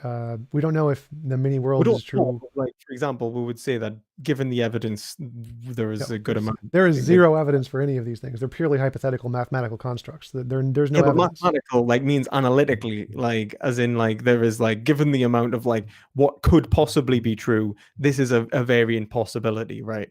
And no, so it's or even probability. Physics isn't an analytic truth. Physics is all synthetic. So all of the but like I would argue that something that was theoretical using reason, like purely mathematical concepts, would be like be a priori synthetic. No. So it's not.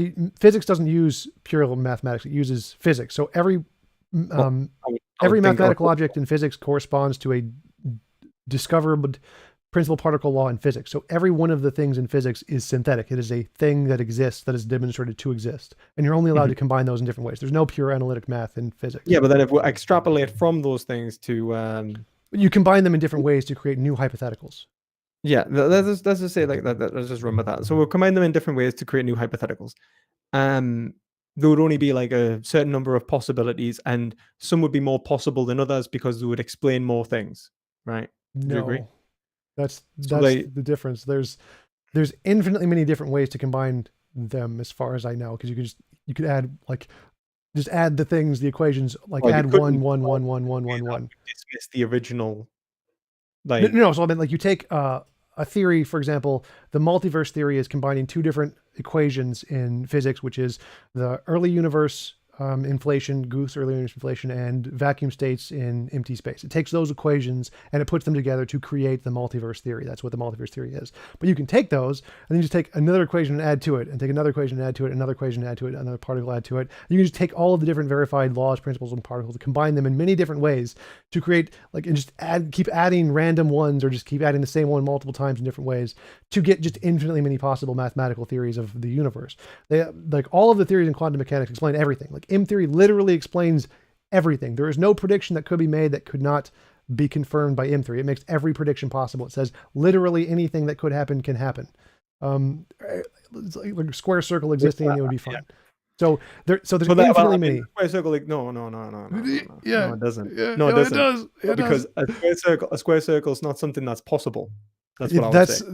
That's different topic.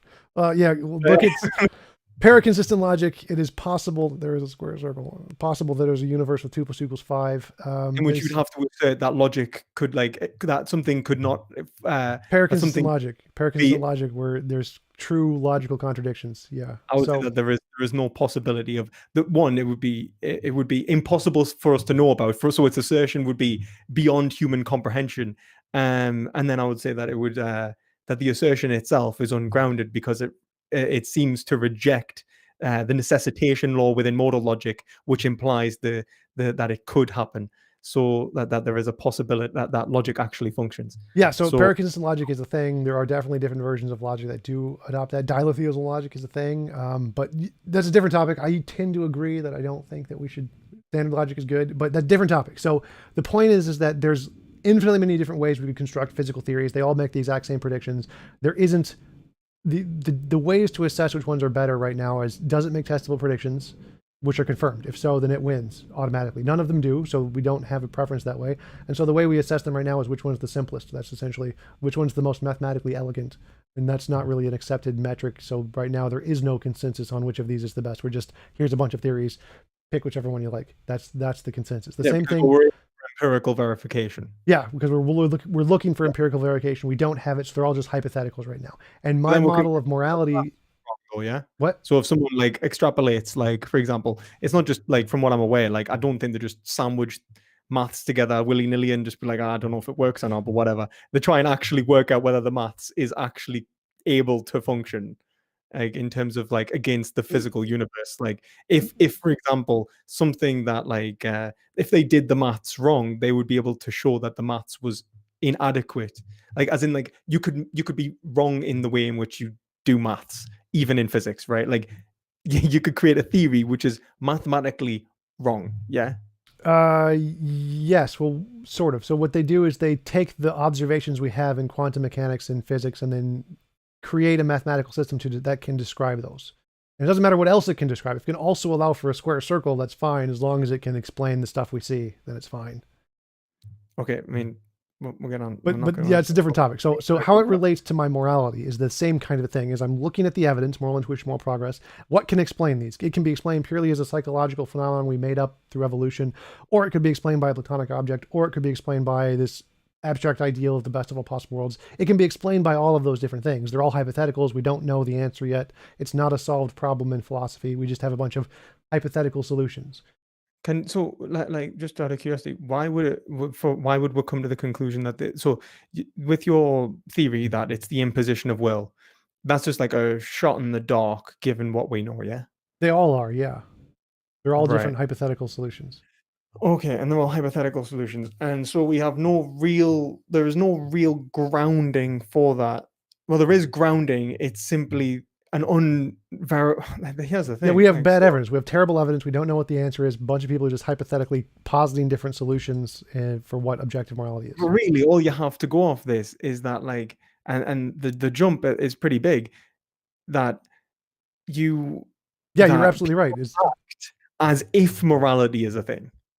Well, it's moral intuition and moral progress. So it's not. Yeah, so moral intuition would be, let's say, moral sense, which is like primarily like what, like a mixture of like maybe emotion. Yeah, it's purely emotion. It's just I feel that is bad when I see it, and that's it. It's just emotion. Okay, so if someone says like, I feel that there's something like bad here, your hypothesis is to say, rather than that saying that like, and the fact that these motions can contradict each other, the fact that there is an incredible amount of like it can't really explain. So if I was to have empathy and someone wasn't, if I was to let's say someone was to have like a drive to hurt someone and somebody else didn't, or let's say somebody else wants to be dominated and lose their will in terms of and I know you could say that it's still their desire. I know the paradox. It's actually like you can't desire not to desire. I would actually go different. I'd say if you desire to lose your desire and become a perfect slave, then it would be moral to allow you to do that. Right, but then wait, right, because right. I'm sorry, I'm just in paradox right now. Right. But yeah, so the only evidence for morality is moral intuition and moral progress, which is crappy evidence. We don't have much to go off of there. And in this, you were hypothetically postulating that that the will is what we should maximize, the volition. Yes. And that's what most and we assume that that's what most people would consider to be good. I don't care what most people will do. I'm just looking at the evidence. Oh, it actually would be good, right? Yeah. Okay. And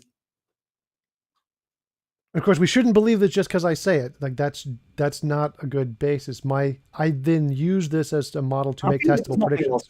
There, if I'm honest. So I make a hypothetical solution to what objective morality is. I make testable predictions, and then we see if the testable predictions are true, and then that would be a reason to believe it. Okay, and the testable predictions, based off this version being good, would be whether people intuitively agree whether it's good or not. No, it'd be like in the future, our moral intuitions are we're going to see rocks as falling on people as immoral. That's like one of my predictions. Yeah, but right now, like what perceptual, like our way of perceiving the good is intuition. Yeah. Yeah. So you would have to be able to say that the good was something perceivable outside of intuition. Otherwise, you'd be relying upon intuition as verification, yeah, or falsification. No, the verification is what our intuition will be in the future. So I can make a prediction about how it's going to change. So even if it is what we're But then verifying, that could also be explained through psychology, like possibly, like even yes, psychoanalysis. yes, It could be explained through this, like of yep, like yep. loads of other things. Problem of underdetermination. Every single theory, every single discovery can always be explained by any theory, no matter what. The reason we accept one over the other is that if it can make the testable predictions first, it wins. See, I disagree. I think that we trust one over the other because we're able to show that it answers more questions than the other, which is why something like relativity overtook. Absolutely not. Absolutely No, you not. So disagree.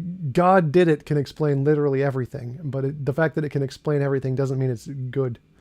It's not No, I about. agree. I agree that, but it came first, right? Like, No, and it's whichever one makes the testable predictions first wins. That's how in science terms of progresses. like, it's the belief of that time, if you mean by win.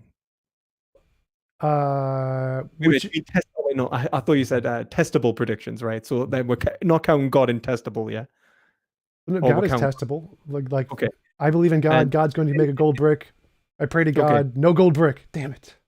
Testable. right, okay, right. So And you'd say that like the fact that God cannot answer those testable predictions is why it's lost. well, no. So it's that God makes no successful testable predictions. If you could make a successful testable prediction and attribute it to God, and it But you can't worked say that consistently, God explains everything.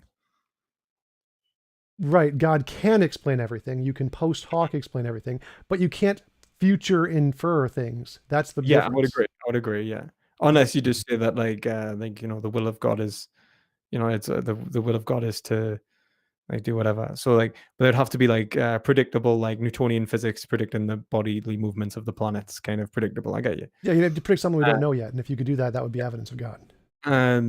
right. And so it's predictable because it can be shown to be deductively true, as in like if A then B, like kind of That would just be a like different way to it has to be make the prediction. inferentially like flow, as if to go like because if the universe is like this, then this will happen. If that does happen, then I have I have synthetic evidence to say that that logical inference was in The, fact the right, and the universe logical is the, like the this. Like, logical inference is just a different way to describe the causal relation. That's it. yeah.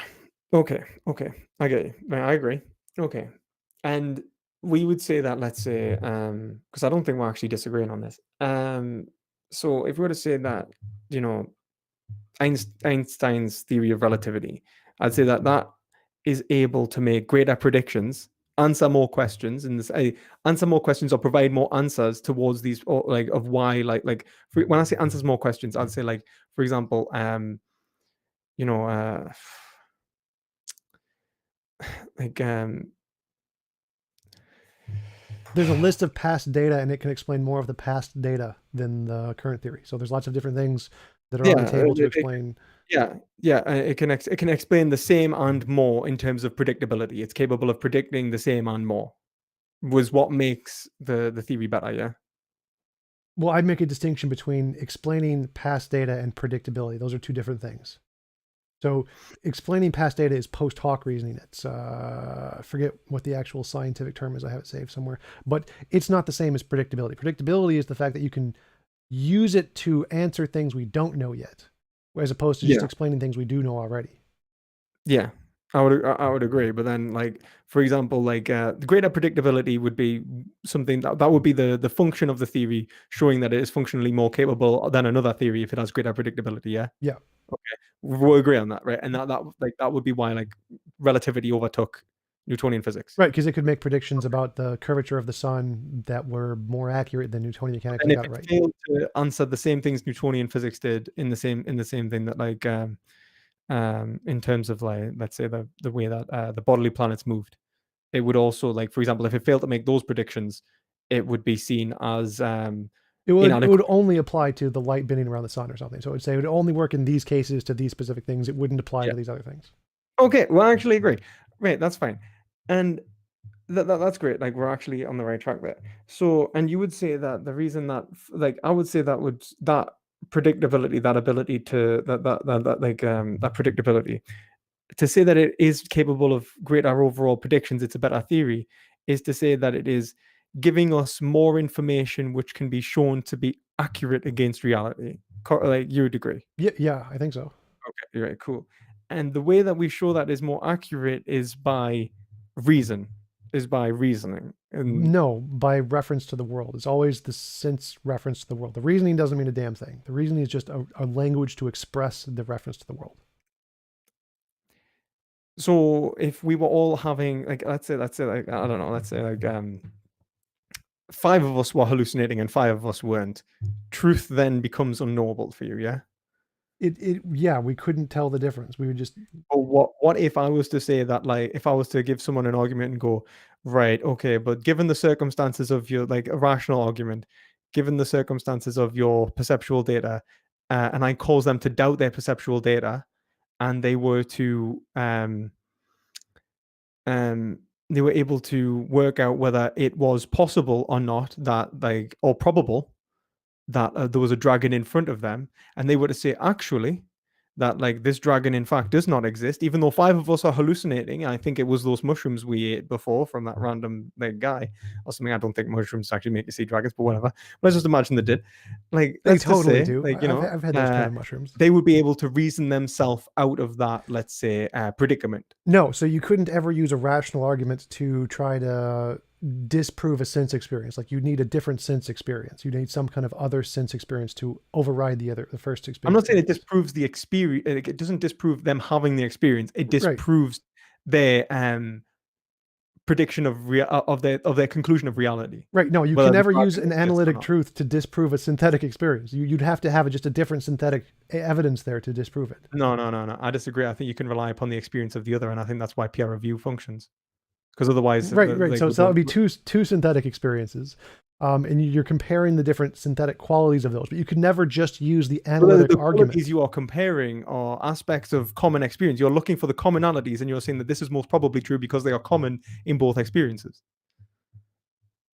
I'm not following what you're saying here. So, Like, if we have two people, if we have look at a telescope, right? Yeah, And they see like, like stars in the sky, like, I don't know, like Alpha Centauri, and they're like, oh, that's Alpha Centauri, it's right there, that's great.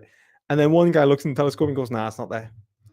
Right? We should believe like the 99 out of the 100 because it's more probable that they actually did have because they had the common experience. It's more likely that they are correct together. Well, I would say that we should take whichever theory makes testable predictions, which are confirmed. Like, if I predict that, well, if we look at it now, we'll see it. As you say, is the form of is a form of perceptual verification or falsification from the other's experiences. Right. So again, it's about future things. So it's not past things. Like we can past explain both experiences in lots of different ways, but we're going to accept whichever one makes the future predictions correctly. So if the future predictions, we say, if we all look and see it, or if one hypothesis says we will look and see it in the future, and one hypothesis says we will look and not see it in the future, and we look and we don't see it, then that theory is the one that's right. It doesn't matter how many people accept it. If only one person says... But then, like, so would it be equally true? So, for example, the person who looks and doesn't see it, is it not true for them? I don't know what you mean. So if they don't see it, if they simply like they look for the prediction, right? Like they perceptually, for example, are unaware or incapable of seeing it for whatever reason. Are they wrong for rejecting the theory, or No. are they right for? They're right for rejecting the theory. If they can't reproduce it and they're trying to do the experiments and they can't get the results that are said to be there. What if like almost everyone else was able to reproduce it? No, they wouldn't be reasonable to accept it just because everyone else does. It would still be reasonable to say I can't get the results. So you would say that it would be so why should I trust for example, the predictions of anyone else? In terms of, for example, physics, why should I trust any of physics? Because I don't really participate that much in the field. Like I'm just an Because you don't observer. really participate that much in the field and you can't reproduce the experiments, or they can. Like Right, if you yeah, but could, they if you could, reproduce them in front of me, so my perceptual data is not being explained. no, if you could reproduce the experiments and don't get the results, then it would be unreasonable for you to accept the hypothesis. But if you can't, or you don't have the capability and you realize their capability is better, then it's reasonable to just accept what they're doing. Reasonable. So what we're doing is based on reasonable. Like what's reasonable or not. Yeah, reasonability, what you believe is based on reasonability. That's true. So if I was to say that like it's reasonable to say that I'm just doing the experiment wrong, or it's reasonable to say that I'm doing it, or I'm incapable of seeing it, or it's reasonable to say that I may be making a mistake Yeah, that other people are not making. definitely. I should accept their perceptual data and not mine. Definitely. Okay. In which case, like you don't think that like if it's direct relation to reality and my perception of relational reality, then why is it that reason has allowed me to define my own perceptual relation to reality? Because you use reason to show that your sense experience could be flawed from other sense experience. You say, I have a sense experience reason to show that this sense experience may not be correct. Now, if you do the experiment correctly and you have good sense experience reason to believe you've done the experiment correctly and you don't get the results, then you have reason to doubt everyone else's position. Right. Okay. I think like, but the you reason can always the reason then isn't it's what's important. The reason is just still is. describing the Not sense true. experience. Reason's a matter of probability about one's experiences, right? Like, and I think we probably do need to have a conversation about whether empiricism is sense because you reject sense certainty, I'm assuming, yeah. Yeah. Okay. Yeah. So like you're a fallibilist, you reject sense certainty. And what you would say is that it would be probabilistic, yeah? Yeah. Probabilistic relation. Okay. And have you ever like if I had have known that we're going to debate, we probably should do another debate on empiricism. Well, If you'd like, I'm not saying empiricism is the only way to gain knowledge. It's only the way to gain knowledge about reality, independent of definitional truths, synthetic truths, analytic truths. well, I mean, like the thing is with analytic truth, you kind of said that language is essentially subjective anyway, and just it and so like even the analytic truths like a car is a car does not necessarily function if my understanding of if my interpretation is not being held constant. If I'm saying a car is a car and my interpretation of the car is moving at each point, that's kind of it's actually the Geach if it's kind of like the Frege Geach embedding problem. This is the issue you'll arrive to unless you ground language in something that's objective from an individual consciousness. Right. So I'm not claiming to be an empiricist where the only way to gain knowledge is sense experience, but I'm saying the only way to gain knowledge about the external reality is sense experience, where you can still gain knowledge in other ways if you just define knowledge or truth independently of the external world. For like definitional truths are totally fine. You can say a bachelor's an unmarried man, and that's true in the sense of the analytic truths. I'm fine with that. And that's perfect. And reason and logic you can say are analytically true in the same sense. Those are fine. I'm totally okay with those as a way to gain knowledge, but they're not giving you knowledge about the external world that you need the sense experience stuff for. Right. We'll just have to debate that and at some point. Charlie? He's been trying to get out of the door for like an hour. I know. I'll have to let him out 1 second. So otherwise he's just gonna keep going. If you just give us 2 seconds, mate. Sorry.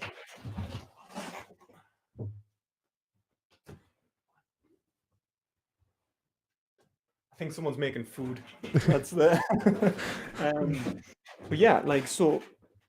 If we're then talking, like, if we move on to, for example, you said about my my theory about this idea of rejecting impositions of the will. Like, so for example, if your position in the future, you're in the best of all possible worlds, and then you realize that there's this imposition of will, could you just turn it off?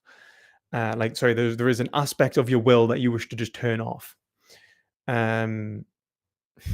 I think you'd be asking the will not to be the will. Then that'll be the best way to describe it. I would say that what makes it the will is the fact that it's a goal-orientated drive. Well, then there couldn't be a separate implicit thing behind it, because that would just be the will.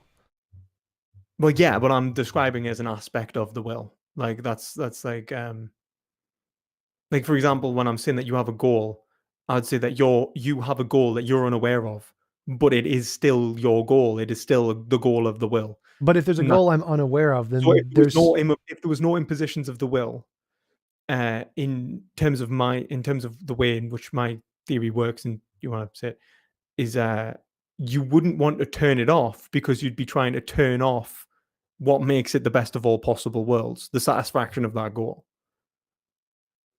so if there is this goal I'm unaware of, and there's goals I Yeah. am aware of, there's a difference between those two things.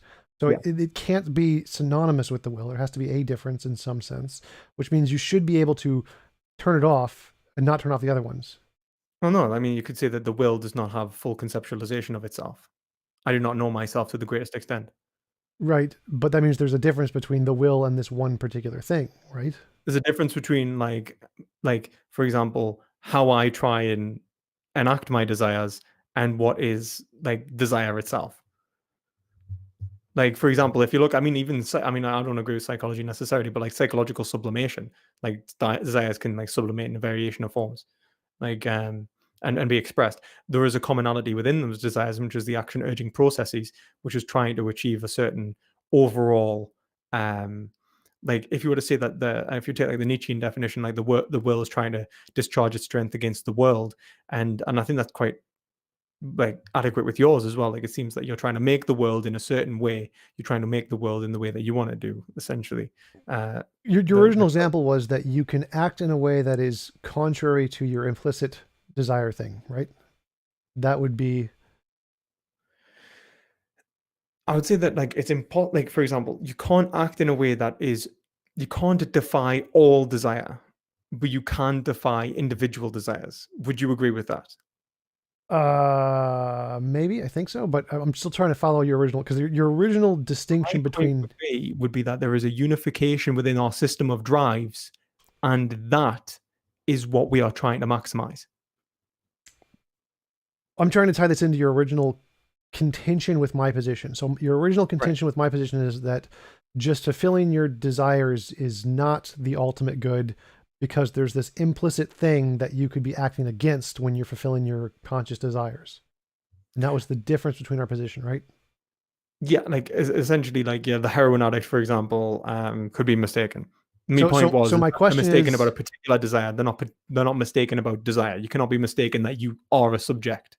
Even at the end of Cartesian doubt, you don't come to the conclusion that desire doesn't exist. yeah, so my question was is that implicit desire that we have that you value, if I want to turn that off and say I want the heroin and I don't care about this implicit desire at all, would that be immoral?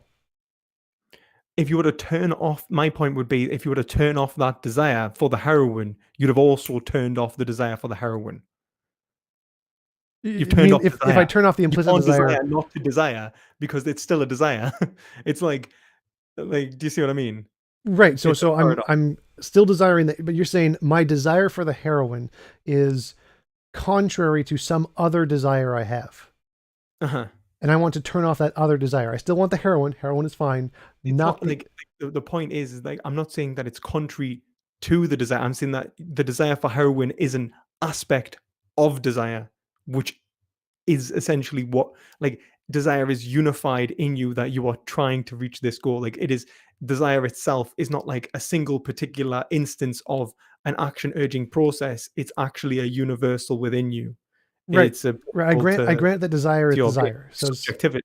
but I'm still trying to go. What is the difference between our two positions here? So I'm saying go for the heroin if you want the heroin. Take the heroin. You're saying no, don't do that.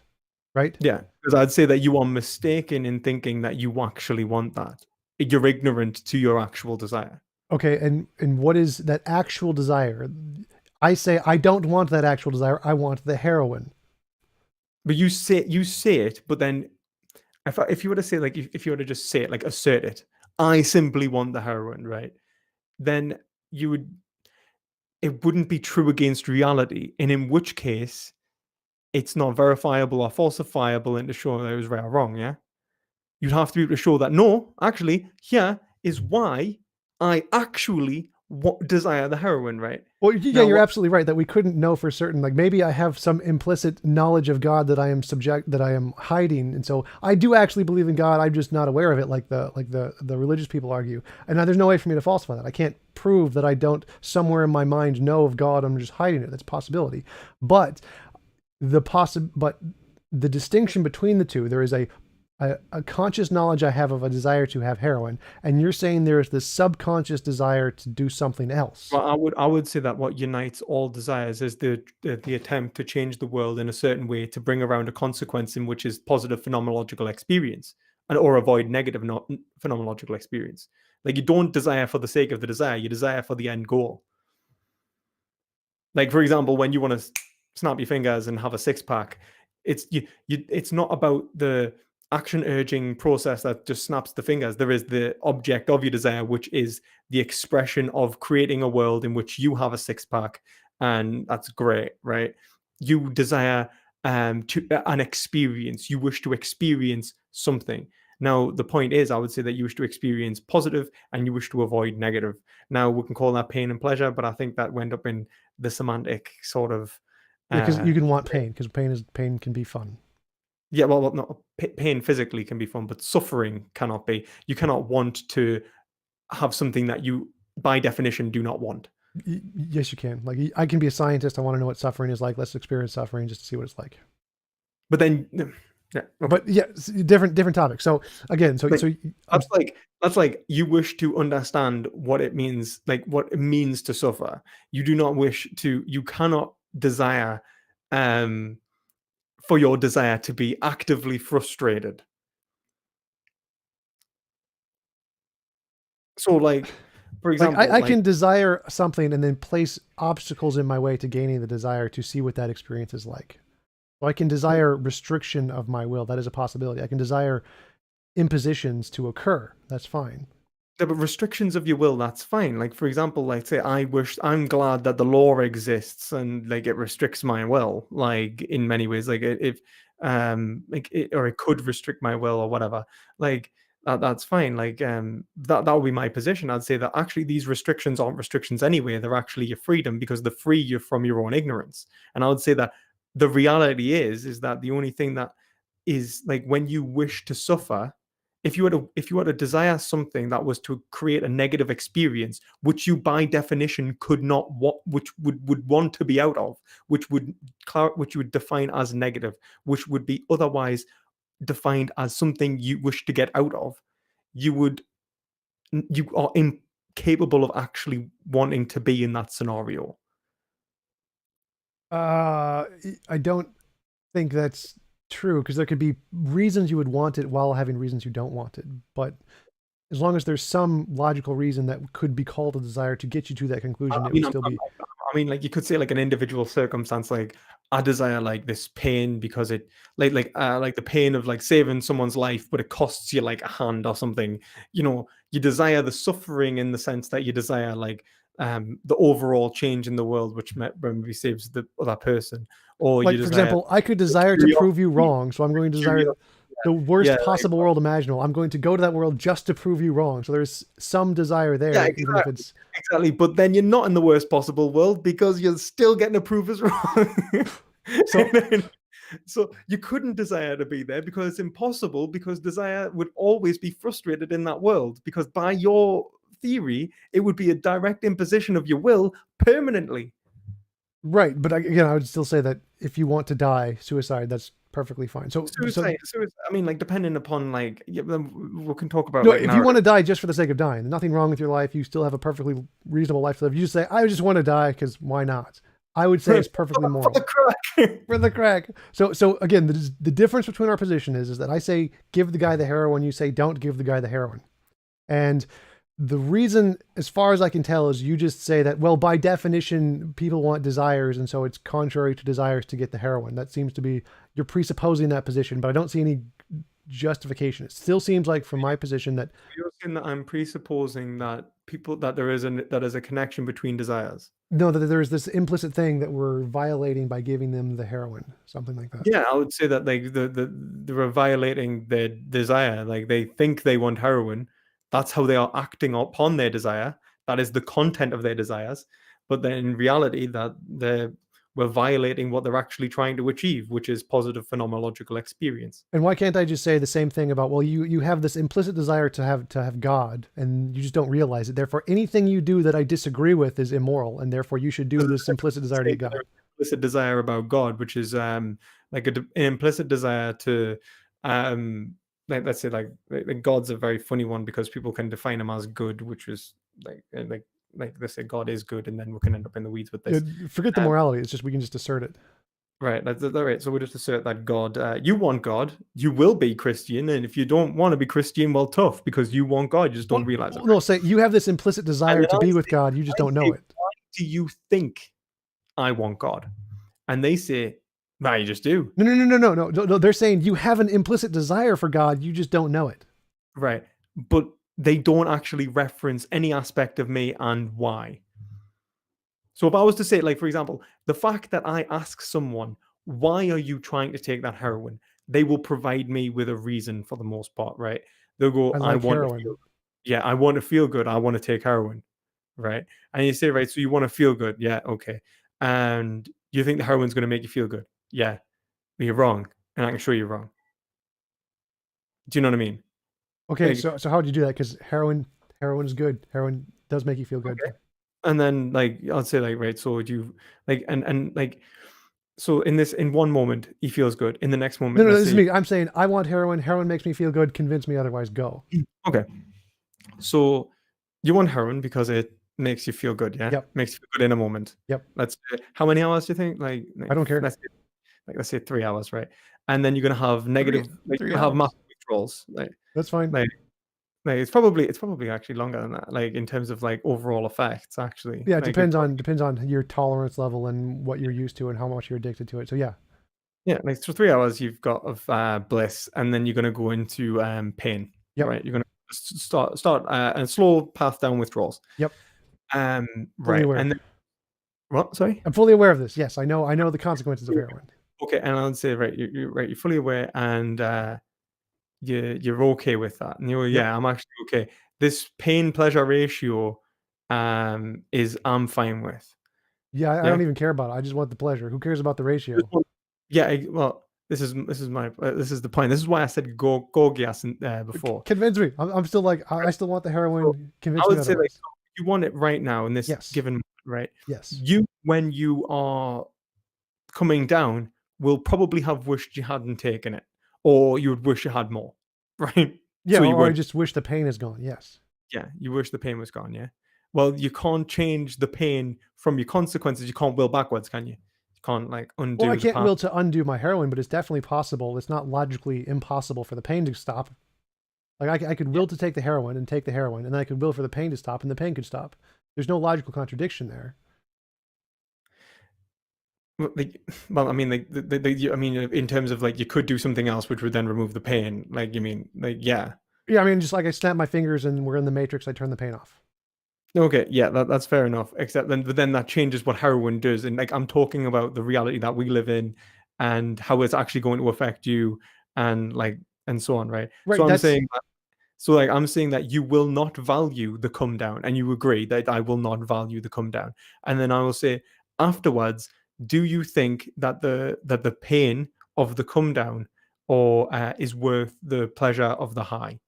And you say they you know like if you were to be rational about it, you might say I'm not sure.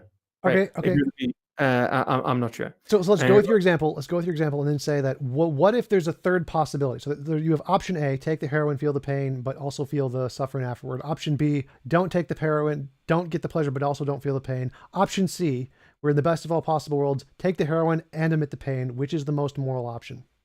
Yeah, but the best of all possible worlds is defined as the best scenario. Oh, no, that's just, it's not defined as the best. It's just a label I give it. You can just get rid of the word best, call it blurb if you want to. I don't care. So you have the three options. Well, option A, take the heroin and feel the pain. Option B, don't take the heroin, don't feel the pain. We agree that the greatest expression of will would be like, for example, it would be like the greatest expression of one's desires without without the see, like I would say that with the way desire works, desire itself is a form of suffering, that we actually, for the most part, wish to avoid. Okay, go back. Answer the question. We'll Question. go into that in a minute. But I want to answer the question first. Say that, like, like, for example, would you be taking the heroin and not feeling the pain of the come down in the best of all possible worlds, C, like, or the best in C? Would that be the best one? Not necessarily. Okay, how so? Right. In a vacuum, yes. Like, in terms of it's better than, like, each of those. Oh, you closed the door. What a good dog. In a vacuum, yes, you'd say that, like, world A is probably the worst come down in heroin. World B, was it? No, world A. No, world A is A is take the heroin. B is don't take the heroin. C is take the heroin and not feel the pain. Right. Okay. Obviously, in C, I would say that, like, the only thing that could make it not the best of all possible worlds in that, or the best scenario, is outside issues, outside this particular heroin. Okay, so assume there's this other issue, whatever it is, option D or whatever. So now we have 4 options. We have option A, which is take the heroin, feel the pain, and whatever this other thing is.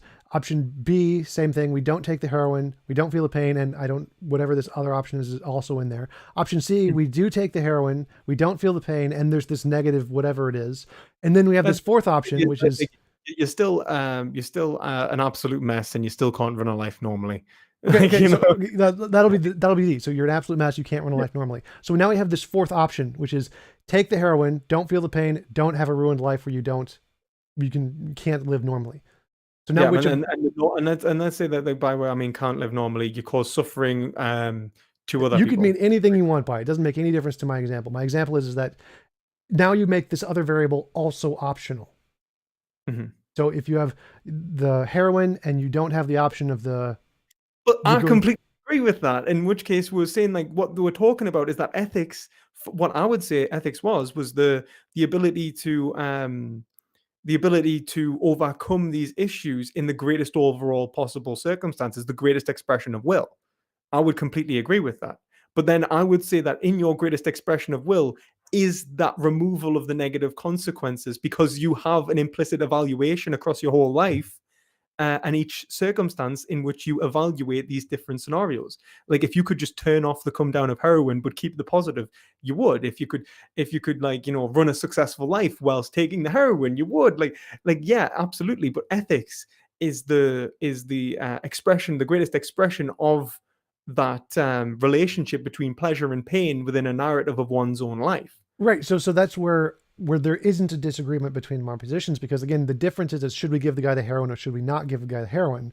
You're saying we shouldn't because there's these other consequences, and I'm saying when you talk about, like, now. No. So again, the context of my morality is the best of all possible worlds. To know what the objective morally thing to do is, you have to put every one of those options, the consequences, in that optional category, in the best of all possible worlds. So if you can take the heroin, not feel the pain, and still have a perfectly reasonable life, that's the most moral thing to do. And we can determine... I would agree, but it's an abstract universal. It's like... it's meant to be. Yeah, and I get that. Like, but, like, in the words of Anthony Flew, when he talks about God, it dies the death of 1,000 qualifications. No. That's the starting point. So you can start by discerning what the objective moral standard is by putting it into the best of all possible worlds, and then you go backwards and you can say, well, what are the limitations? We don't live in the best of all possible worlds. Here are the limitations of our worlds, and then we can determine the pragmatic thing. I'll completely agree with that. So you have the universal and the particular, and it constantly reevaluate the universal and what it actually looks like. So you create an ideal standard, you evaluate that ideal standard, and then you come to the conclusion that it's not right. You reevaluate it in relation to the particular evidence that you have. I think I'd put it the other way. I'd say there's the objective standard, which is always correct no matter what. And then we can apply and get as close as possible given our limitations. So, like, we can have the idea of a perfect triangle. The triangle is perfect if all the 3 sides are straight and leads to 180 degrees. Really out there is the idea of perfection, until you don't have the idea of the perfect triangle until you understand what is limiting your idea of the perfect triangle. No. The perfect triangle, just by definition, a triangle is a perfectly straight on 3 sides, but we can't make a perfect triangle because it's impossible for us to draw a line that's perfectly straight. Yeah, if you zoom in, I understood that you weren't talking about analytic. I knew you meant but I guess like, have you ever Just you go with me. answered Go with me for a moment here. So we can take the idea of a perfect triangle, which is perfectly straight lines, and then we can try to use that to get as close as possible. We obviously can't do it because if you zoom in, the electrons go in a bubble shape, so you're never going to get a perfectly straight line. But we can use the idea of a perfect triangle to try and get as close as possible. So even if yeah, we don't exactly. exist, we can still I use it as a I guide. completely agree, and it's all about getting as close as possible to that. I would absolutely agree. But then I don't think that hermeneutically is the other way around. Like you're not always arriving at you like, don't get me wrong, you do start at the like it's a combination of both. It's like the Eufro dilemma. The whole point is when you talk about or any paradox, like any like definitionally true paradox, you be kind of coming to the conclusion like when you apply what is it? Does God love the pious man because he's pious, or does he love the or is he Or loved is by it the gods pious because he's because he pious? loves it? Yeah. Yeah, yeah. And like that circle, like the whole point is that they're actually the same thing. Like it's one and the same thing happening simultaneously. That's why it's a circle, because it's tautologically the What like what he is both loved and lovable. They are one in the same. Well, the question of the Euthyphro dilemma is something pious because God says it's pious, or is it pious for some independent reason, and that's why God says it's pious? So it's not actually a circle there. It's just two different options. Like like yeah, I mean, like if you were to say like, but because the whole point of the UFO dilemma is to say like, is he pious because he loves them? It was to say that because the gods love him, or is he loved because he's pious? He's saying like, but what makes him like, is he lovable, or is he loved by the gods? What is the determining feature? That like the point I'm sorry, the point I'm trying to make is more of the fact that it's one and the same. It's Those are describing the same, like the love of the gods and the being loved by the gods as being lovable by the gods is the same thing that's being described in two separate ways. Is what I'm trying to say. no, that's not quite the same thing. So the Euthyphro dilemma is asking, is that guy pious simply because he's loved by the gods? So is what makes him pious the fact that the gods love him?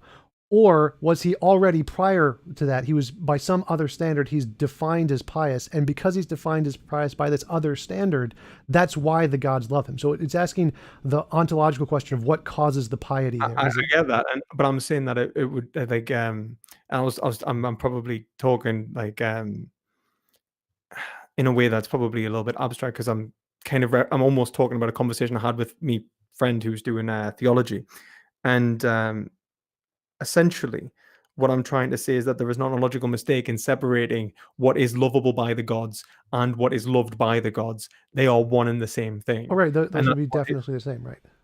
yeah.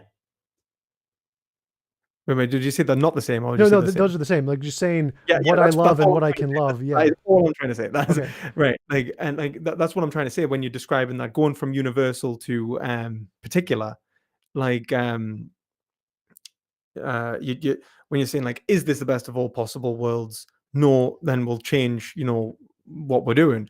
I agree, but we don't act with this notion like we don't sit there and go right. What is the like? Even if we think like, what is the best of all possible worlds? Right. So the best of all possible worlds includes the absence of this frustration of the will, and then you go through and then you go, actually no, it actually it has this one, or it doesn't have that one, and it has this one.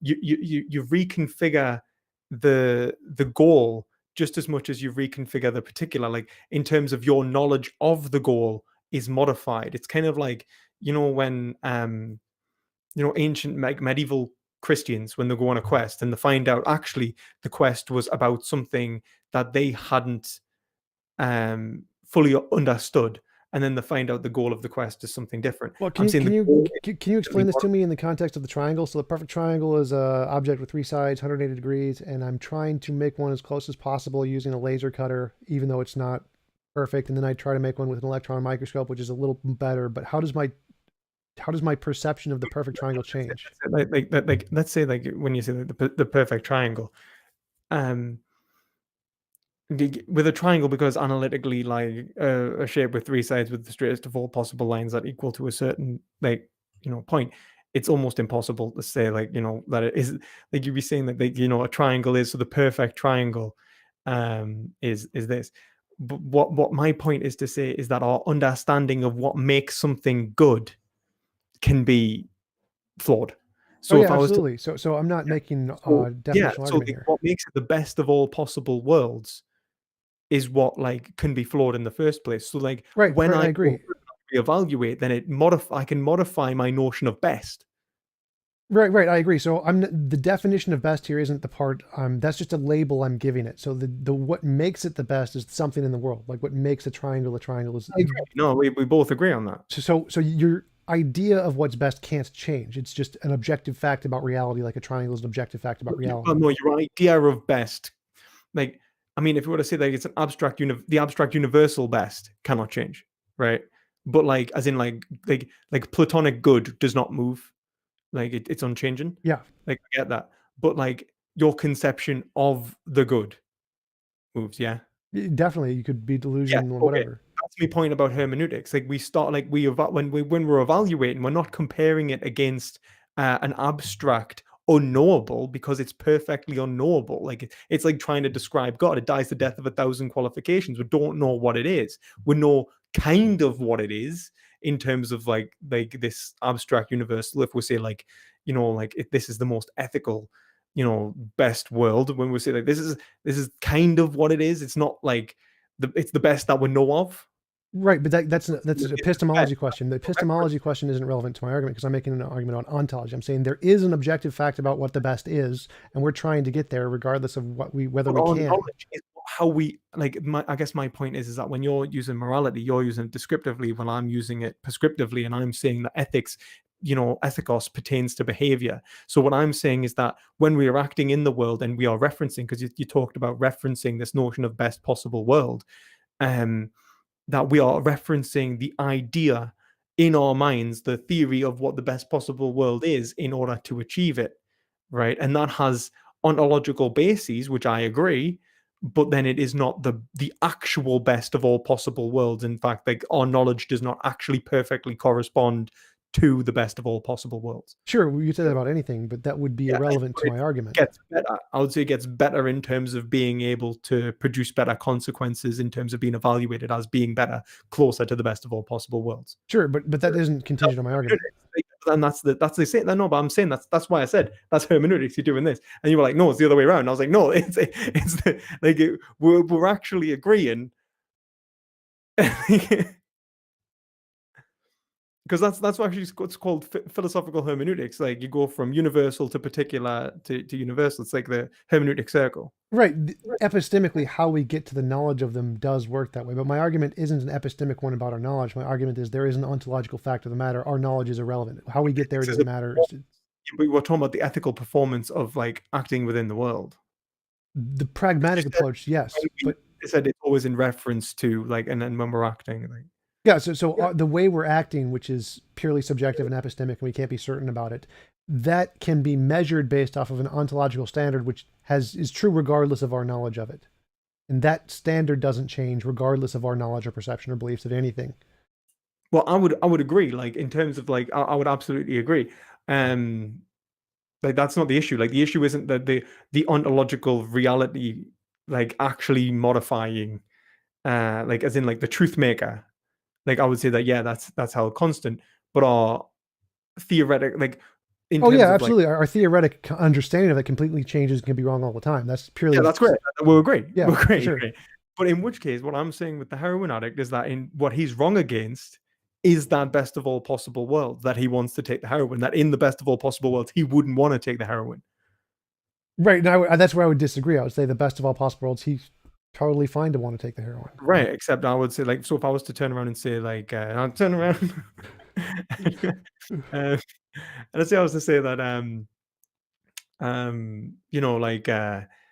like, like he like you're saying that he mitigates all these consequences. I'm saying that like you're talking about the greatest expression of will, which is perhaps the greatest expression of, like, for example, he could desire two separate things simultaneously of various degrees, but overall create the greatest overall life narrative from which he would judge to be the best in the best of all possible worlds. He lives the best life, of course, the greatest expression of will for the greatest amount of time. Would you agree? No, because you just said he desires one thing and another thing equally in two different ways. That would be a contradiction. So, so Right. he wouldn't desire contradictory things there. He just desires to have the heroin, to not have the pain, and to live a perfectly fine life. Which all of those, none of those are logically contradictory. He's not valuing a contradiction there. Well, wait a minute. Like what I'm trying to say is like, right, first, like, would you agree that in the best of all possible worlds, um, anyone would want the greatest expression of their will for the longest period of time? So it'd be like the greatest expression of your will is not an expression of a single moment, but the expression of your will over the greatest amount of time. It wouldn't be just now, it would be then, tomorrow, onwards for eternity.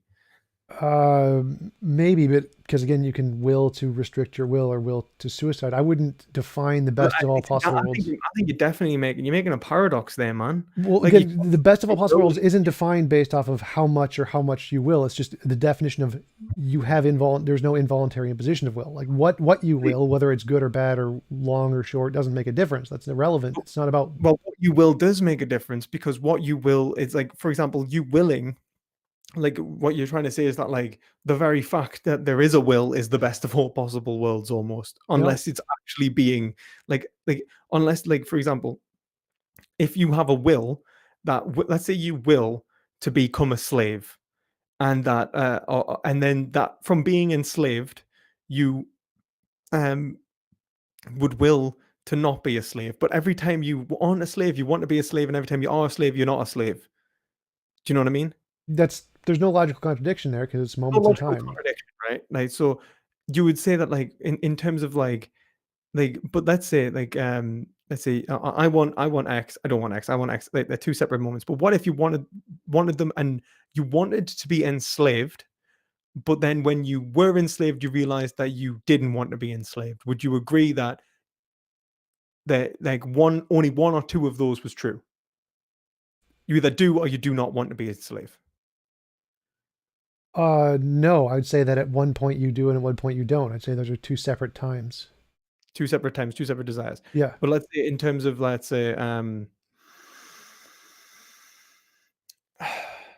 let's say, like, I'm trying to make the point, let's say if it's irreversible, Yeah. So, for right? example, let's say at one point I want to be a slave and I'm just going to determine that my freedoms are completely lost and I'm just going to be a slave no matter what I want or believe after that point. So, at this point in time, I've desired to restrict all of my future choices and I'm going to be a slave forever, regardless of what my future desires are. You can do that. That's moral if you And choose what to. is being valued there is simply the will, the action urging process. Yeah. Essentially, yeah, that's the will part. You see, I disagree. I think what's being valued is the action urging process, is the completion of the action urging process, the expression of the will against the world. Like, for example, the expression, like, when I will, I don't do it for its own sake. I do it for a consequence, and then that consequence relates to my experiences. Would you disagree with that, or do Yeah, you think so that? so in the world that you're describing, take if someone wants to become a slave and restrict their rights so they can never not become a slave, I would say that it's moral to let them have the right to do that, whereas you would say it's immoral and we should not let them have the right to do that, right? Wait a minute. Sorry, say that again. So if there's a person who wants to be a slave, they're going to give up all of their freedoms forever and say they can never not be a slave and they're just going to be forced into slavery for all eternity. My worldview is they should have the right to do that, and your worldview is they should not have the right to do that. Yeah. And that's where we disagree, because I would say that the higher good is the option. You should have the option to determine for yourself what you want there, and not. And it's immoral for me to restrict you from having that option. My point would be to determine for yourself is an action of giving reasons and sufficient justifications. It's not simply the volition. Right, and that's where we disagree. I'd say that if we look at the case and say, well, which is more moral, give them the option or don't give them the option. I think it's always going to be give them the option. It's going to always be the more moral I determination. think the point in which we disagree is how much the action and the will is our own. I would say, like, I would take the Nietzschean I'm a point for. determinist, so I think there is no Yeah, our yeah. own. But This is where we disagree, because it's like, if I say how much of it is my own in terms of metaphysically being my, this is why I don't understand your point about the evil demon, because it's exactly the same in terms of it being identifiable to me. All it has to be for you is to be like, my words are identifiable to me so long as they're coming out of my mouth. Um, it doesn't matter if the evil demon spoke them first. It doesn't matter if nature gives them. They would still be mine. Like, and in terms of metaphysically, for me, what I would say, what makes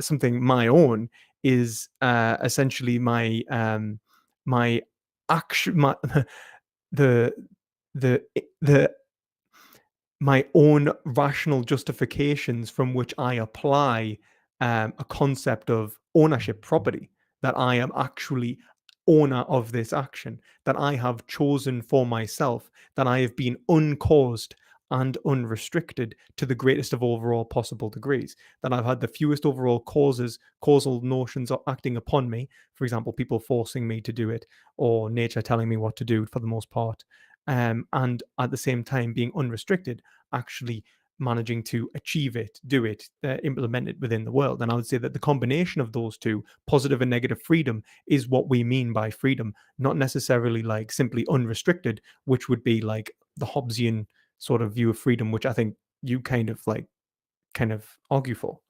Yeah, that's definitely where we would disagree, because I think it's completely incoherent to argue for like rationality being the justification of freedom, because pretty much everything we do is emotional. It's not rational at all. Rationality itself is purely an emotional process, and there is no such thing as free will.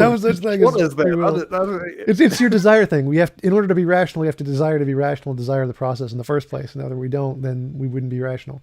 So, but the free will thing, again, I think free will is completely incoherent. I think it's logically impossible to have free will. So there is no such thing as a free choice.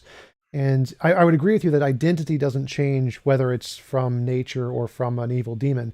That's not the point. The point of what's different is one is an involuntary imposition of your will by another will. So like a will has imposed on your will to make it a specific way, whereas nature doesn't have any deliberate action that way, and so it wouldn't have that way. And so it's still your identity in both cases. You are still you, regardless of whether or not it's predetermined by nature, predetermined by a will, but it wouldn't be an involuntary imposition of will in one case where it wouldn't the other. But it wouldn't be in the demon thing, because it would still be the exact, nothing about you would change. Well, the you part isn't the difference here. The difference is there a will doing something, or is there a will not doing something? That's the difference. But why would the will of another be any different to, why would it, like, it wouldn't be different. It's the same.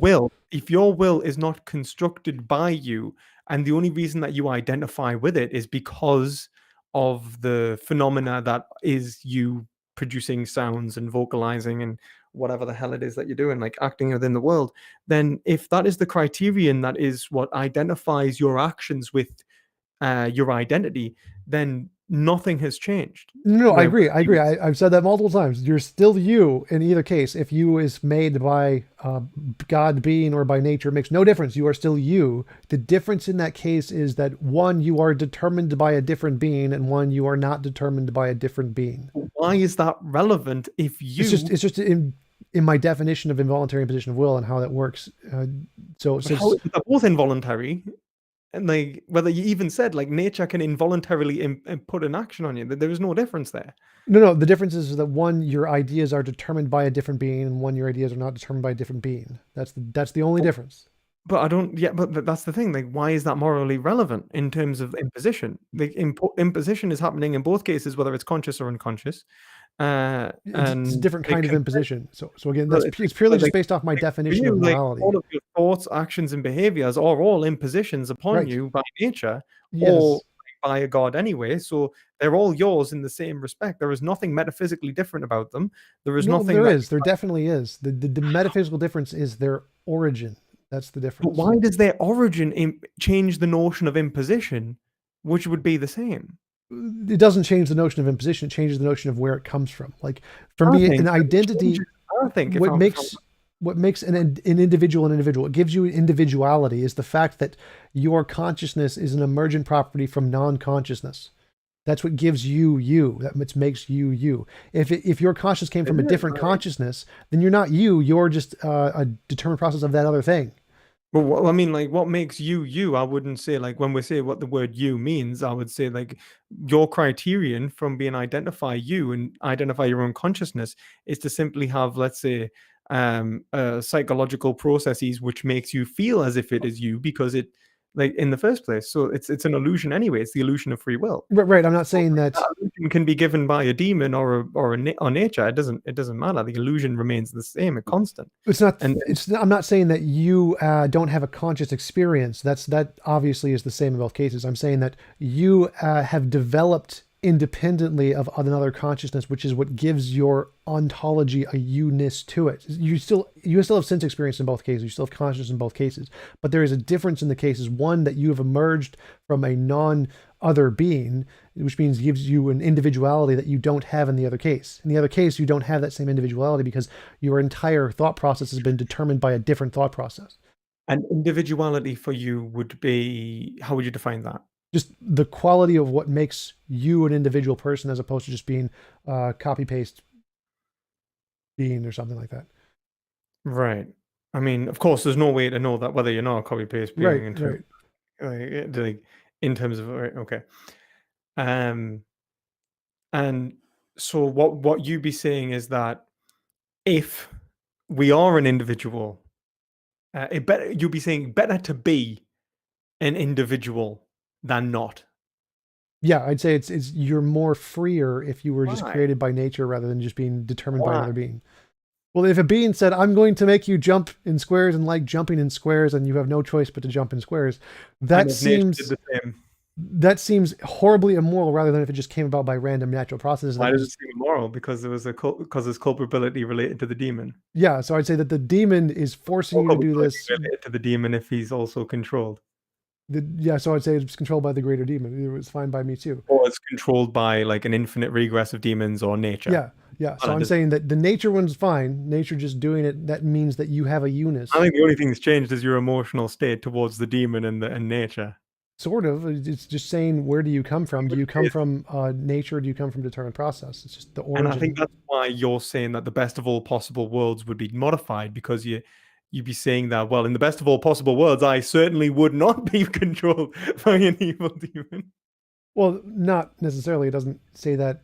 It would just say that that would be immoral if I was. I don't think there's a rational justification as you can say why it would be always worse. Like you could say like, or like why it wouldn't. It wouldn't necessarily be worse. It would just be a different origin. So, for example, I could create a person to enjoy candy versus creating a person to enjoy stabbing themselves in the leg or whatever. And clearly one of those is going to be better. And it's possible that nature would cause someone to want to stab themselves in the leg. Wait a minute, how would one of those be better? Liking candy versus liking stabbing yourself in the leg. Like if I was an evil demon, I could cause someone to deliberately desire to do something which would cause them suffering. I thought the standard for the action was the action and not the consequences. So why could the desire for stabbing yourself in the leg be worse than the candy? Again, so I'm just going off of physical suffering here. Like if I'm an evil demon, I can program you in any way I want to do anything I want. Suffering isn't morally relevant. So What? why would it be worse? What? You said physical suffering wouldn't It's be just morally relevant. an analogous argument. It's not the suffering that makes it bad. So as an evil demon, I could make you do anything I want, which means all of your determinations aren't what you want, they're what I want. Okay, yeah, but okay, well, but we've just agreed that like the idea of identity is actually an ad hoc which describes your. Well, no, I'm not saying the conscious experience thing. That part of identity is the same. That part doesn't matter. What I'm saying is your will isn't your will. It's my will. I'm making your will whatever I want it to be. Your will is just, again, an ad hoc of whatever the hell you're doing, right? Whatever processes that are going on in your brain, because that's how determined. Yeah. So, but your will is not your will. It's mine. I've made your will into what I want it to be. Well, it's nature's. It's not anyone's. There's no individuality in terms of it being anyone's. It cannot be property. It simply is. I'm not sure what you mean here. So two hypothetical possibilities. One is there is a God and he's the ultimate nature of reality. One is there is no God, it's just nature. And both of these things create a being in some way. In one case, the God says, I want your will to be this, and I've made you in this way. And in nature, it just does stuff and it happens to pop out a being. In these two cases, there's a difference, is that the will of the person in the God world isn't his will. It's the will of the God. The God made your will into that. So you couldn't say it's your will. It's the God's will. And in nature, you can, because in nature, there is no will prior to your will. And so your will is just your will, and that's it. Your will is essentially what is your will? Just Tell us what it is. The biochemical processes in the brain. Okay, and they're always your biochemical processes in the brain. If your Like, will it's always was in your brain, in the sense that it's like, regardless of what language we place upon it, they occur in the same place in the same way. Yep, ontologically, there is no difference between you and Ontologically. either of these universes So there's physically. only a nominal difference. Yeah, like how you came about, your origin. That's the only difference. Okay, so let's say the origin's the difference, right? Like, what I don't understand is how, if the biological processes in the brain have been created by the evil demon or by nature to create you in a certain way, how does your definition of individuality, of identity, change whether it's yours or not? Because it's still yours in terms of your definition of identity, because it's still No, because happening in the brain. you're conflating two different definitions of identity. One is that, like, if I create a car, give it a BMW stamp, it's a BMW. The BMW process was determined by something else. Some other person made this thing, so it's not itself. It's not its own signature car. It's a BMW. But if But the it seems first like car that you're was trying to ever say that made, it's yours because it's self like if the origin is like, it's almost like you're trying to say that the origin is you when it's nature. Do you know what I yes, mean? yes, or there is no other conscious entity before you if you just pop out of nature from nothingness. But You then, are the origin of you. like, the origin wasn't you, it was nature. Yeah, that's fine. The will is And you.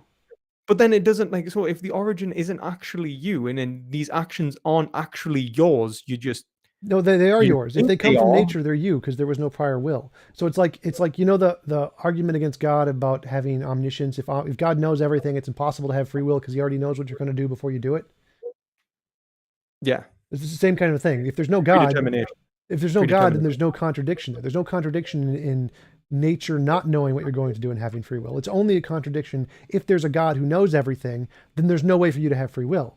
But if there's not a God who knows everything, well, it's possible for you to have free will. It's what you're describing free will as. So I'm That's granting where libertarian free will. I'm granting libertarian free will here.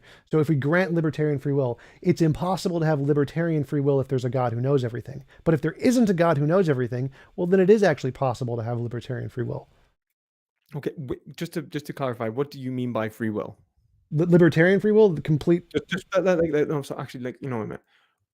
Yeah, like, what do you mean by, just give us a definition of just free, like, yeah, libertarian free, or just like free will, yeah, just free will. Yeah, like the God kind of free will, the ability to do otherwise in the case with no determining process and not being determined by random. To be the process. cause. Yeah, so To choose it's not determined, it's not random. Free will is its own kind of ontology of third option. Okay, In in libertarian which free the will. individual produces their action, they are the cause of themselves. Yep, causa Okay, right, sui, whatever. cool, right. Compatibilism. What would you give a definition of that? Compatibilism is just determinism, and you're just defining some of the determined processes as being free will, even though they're all determined. Okay, okay, okay. So compatibilism is essentially, but I don't Determinism. think you describe. You don't. I don't think that I would argue. I wouldn't argue that's compatibilism, man. There's Uh, different versions of compatibilism. I like Dan yeah, Dennis' like, version. for the most part, when I've interacted with compatibilists, it's like, it's kind of like psychological compatibilism, kind of like that, like was it the content of your own thoughts or the expression of your will? You're produced by nature, but then nature, you are still in existence because you're an aspect of nature. Therefore, you're um, trying to enact your will against the world as an expression of you, quote unquote. But then, why does the origin of where you come from, if it's ontologically the same, modify that definition of your volition, of what makes your action yours? I don't understand. Like, It's the how does the same. It's the demon, same as the free will how does argument. the demon, like, so for example, the demon creates you. Yep. You exist. Yep. You act within the world. Yep. Those actions are yours. Yep. Why? Because the demon made you that way. But nature made you that way as Right. well. So again, the difference is the same difference between if a God exists who knows everything, if a God exists who's omniscience, you can't have libertarian free will because there's no ability to do otherwise. The ability to do otherwise is gone if someone already knows what you're going to That's do. the same with, like if, let's say, like, nature predetermined, if nature determined every single, like, it's Like it's the exact same thing. Like Right. So I'm not making a literal comparison to free will here because I don't believe in libertarian free will. The point is that if there is a being there who knows something, there is a difference in the ontology between the two worlds, which some properties are going to be limited in one that are not limited in the other. right. What you're saying is that the demon would know that your actions were theirs. Is that Sort what you're of saying? saying that my actions, my will is just in its will. It's a subset of its will. Of course, what if we were to say, let's say, as we say, the infinite regress of the demons, right? Right. And there's no actual pinpoint causa for the action, right? There's an evil demon, greater and greater and greater throughout all of eternity. Is that the same as nature then? Or is there someone actually in control of your actions? Is there a difference? If it's an infinite regress of demons, that would still all be demons, and so it would still be immoral. But would we be able to say that there was someone who actually chose in terms of it was theirs and not yours and so on? Well, each individual demon would be able to say that I'm not me because of that demon. So yes. Right. So no, like if they were to say I am not me, Because my will is a subset of its will. So really, I'm just him, a part of him. I see what you're trying to say. I think what you're trying to say is, like I said, it's a notion of identity. Like your identity being a subset of another identity means that it's not your identity. Yeah, it's just a part of him. But then, like I guess like my point would be that your identity isn't necessarily. I don't think that it's a subset of. Like the whole point is that your identity would never be the subset of any identity. Your identity is just like, for example, what you're attributing to an already predetermined causal like ontology. Like yeah.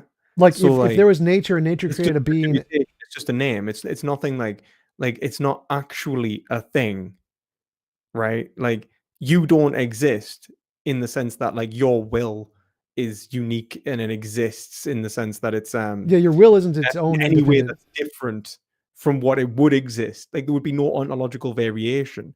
The only thing would be like an epistemological, maybe like you could say that like the demon thinks, for example, that he's in control. Like Well, no, think about an example of where there is a world who exists and the world creates a being, and then that being creates a different being. In that case, the first being is himself. He can justifiably say, "This is my will, and I am me." The second being can't, but why does the first being think that he's himself? because he was supposing that we know that he knows that he was created just by a random process in nature. There was no prior will determining his will, so he's not a part of a different will. So he knows that he was created by some random process in nature, and what he attributes to that random process is his No, he his doesn't will. attribute. His identity is him. His And then identity is a unique thing that has emerged from this random process. And then he creates another Right. causally. So the same causal process. And he says that person now acting upon the world is an aspect of me because I created them. Yes. So if you determined all the processes in their will, then they're just a part of you. Now you could possibly just create a random process. Like an aspect of nature. Yes, he's an aspect of nature. But that's not a will. Nature doesn't have a will. So his will is himself. You can say that's him. But what he's attributing to saying that's him is just the fact that like there was no prior will. Yeah. He's describing an aspect of nature and then saying this is a will. Yeah. Do you see what I mean? Like, yeah, that's not a problem. That's called an emergent property. Nature and him. Just as there's no difference in saying that it's you or the demon or you and there's nature. definitely it all remains the same. No, it's so simple. Like for example, if suppose I was created by nature, so I'm purely a random process, there is a me, and I create two beings. One being who I've determined all of their processes to be exactly what I want them to be, and one being who I just left to random chance. The random chance one is moral. The one I determined is not moral.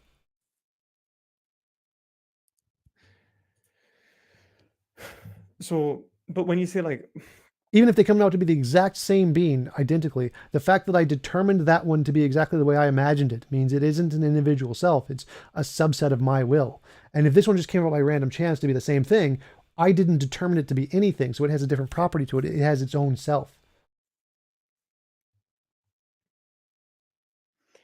Like, it seems though that there's no reason to say, like, even if like nature exists, that there is a self.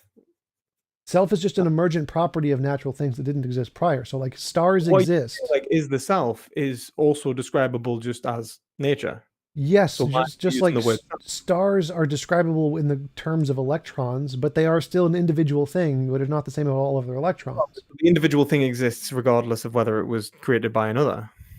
Right, the Like for individual, the example, like self, the identity like exists, but there's a difference between the morality because one is determined as a subset of another will and one isn't.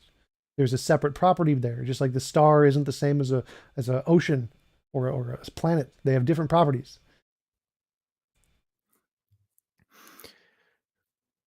like I understand that obviously the difference between this ontologically, the difference between a star and an ocean is really easy, and you say they have different properties. The difference between you being exactly the same in two possible worlds where you were created by a demon or created by nature, um, and that in both cases we're ad hoc describing your will as something other than the determining process to give you a descriptive notion of individuality, which is absolutely not necessary, like not the case. It's just all like individuality in this case doesn't actually exist.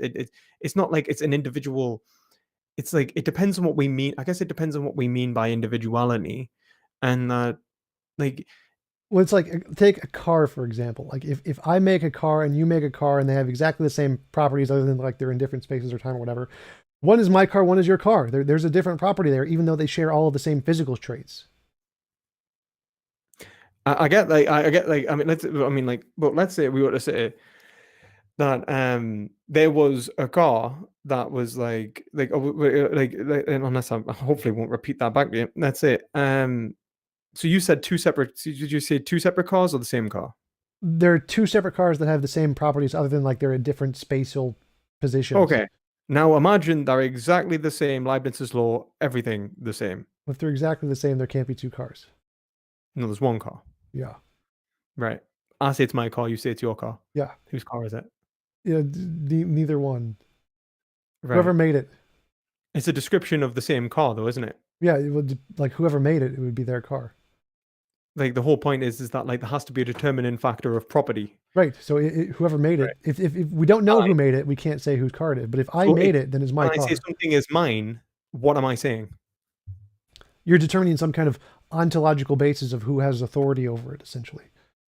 So, Have you, or if we have have you one car and we ask who made it, me or you, if I made the car, it's my car. Like we can say, yep, it's my car, even though we can't know, like just from looking at it. So, like, what we're saying is that there is a standard which allows me to say that something is mine or not. Yeah. And that standard is, would you say, just arbitrary or? Well, what's arbitrary in this analogy because we're just making it up, but it's just the ontological Well, I mean, basis of like property in general. Like, what is like for example, for me to say like this is like my chair. yeah, Um, it's just the fact that you own it. Like it's has some kind of ontological origin to your a relation to you making it in some way or buying it or assembling it or whatever.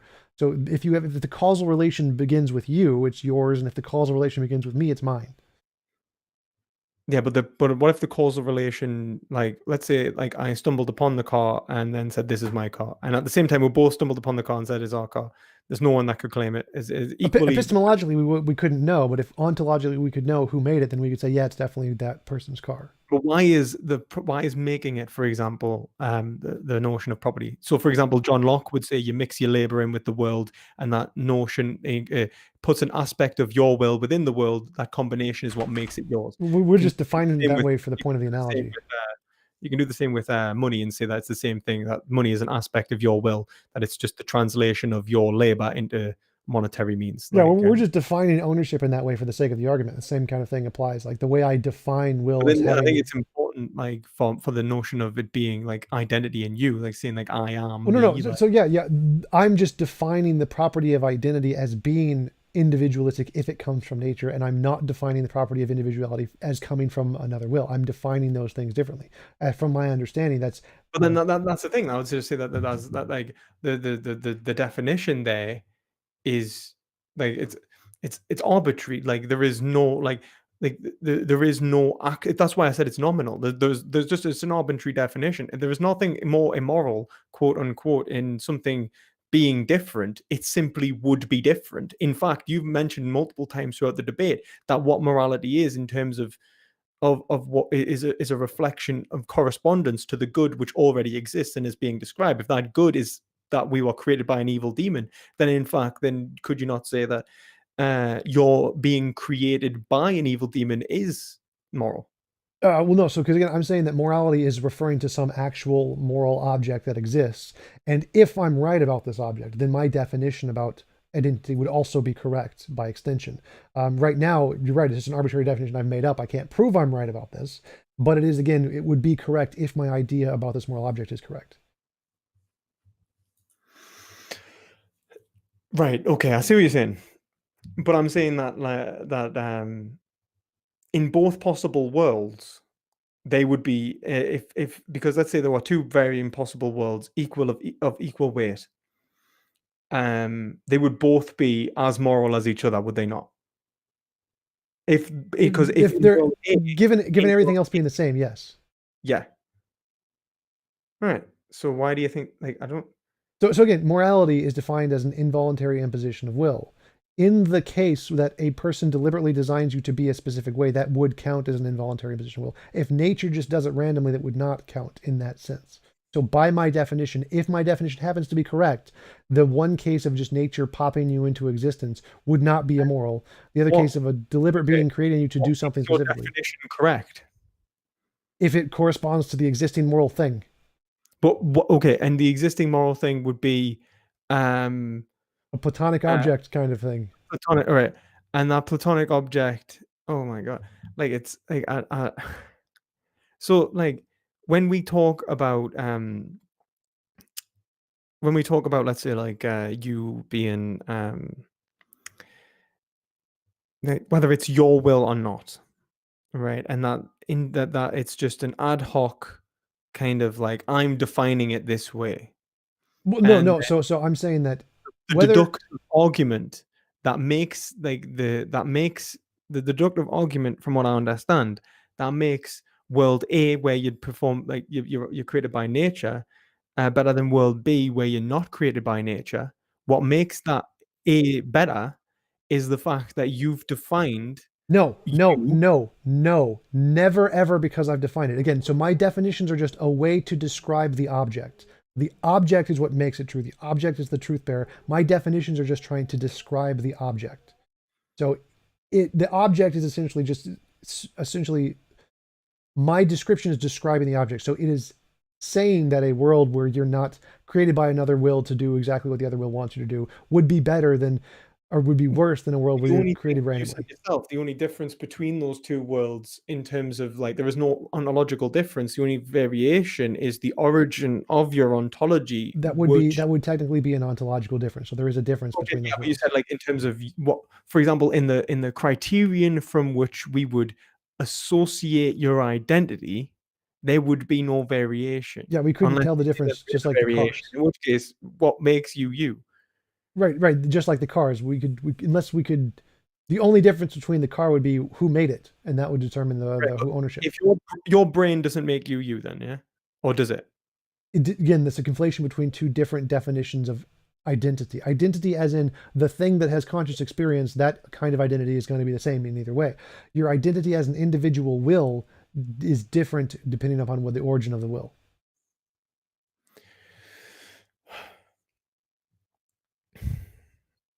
I think we're probably just going to have to disagree. That's fine. That's fair. We can do that. No, you must um, agree with everything I said. no, No. no, I don't do that. I guess the point I would make is that, like, I would say for something to be your property, well, that is yours. I would say that the origin has to be accountable to you, and if we say that you is, you know, the totality of action urging processes within this being, it's the conscious awareness, it's the it's you know, it is the totality of your experiences, and that is you. I would say that the origin of you cannot change the metaphysical identification of it being you. Then but and then I would go on to say that like what I would actually say is that what makes you you isn't simply just perceptual awareness in terms of making your action yours. I would say that you can like for example you can be coerced into an action, and it is yours in the Sartrean sense that you're condemned to be free, you've volunteered. But what we would really normally say when we say that when someone gives you a choice between two negatives and you choose the better negative, that you haven't been able to choose. You've chose between your choices have been limited by another, like they've imposed upon your will. And what I would say is that the removal of imposition comes through the applicability of reason, which is self-determination in that respect. Do you know what I mean? So if I say like Oh if yeah, I yeah, remove I know what you mean. I would just again, I'd go back to the fact that reason is just more of an emotional process in our brains, and I don't think free will is possible. And because of those two things, I think that the definition you're describing is something I would see as incoherent. Um, that's but fair enough. Like to try and explain the difference I see between being created by a being and being created by nature, if you roll 10 dice and they all roll a 6, I see that as more special than if I'll just deliberately place them all as a 6. I see those as two different things, even though physically they're all the same. right, so if you roll 10 dice, wait, sorry, say that just again Like if you just because randomly roll 10 dice and they all just land 6s. whilst Um, play.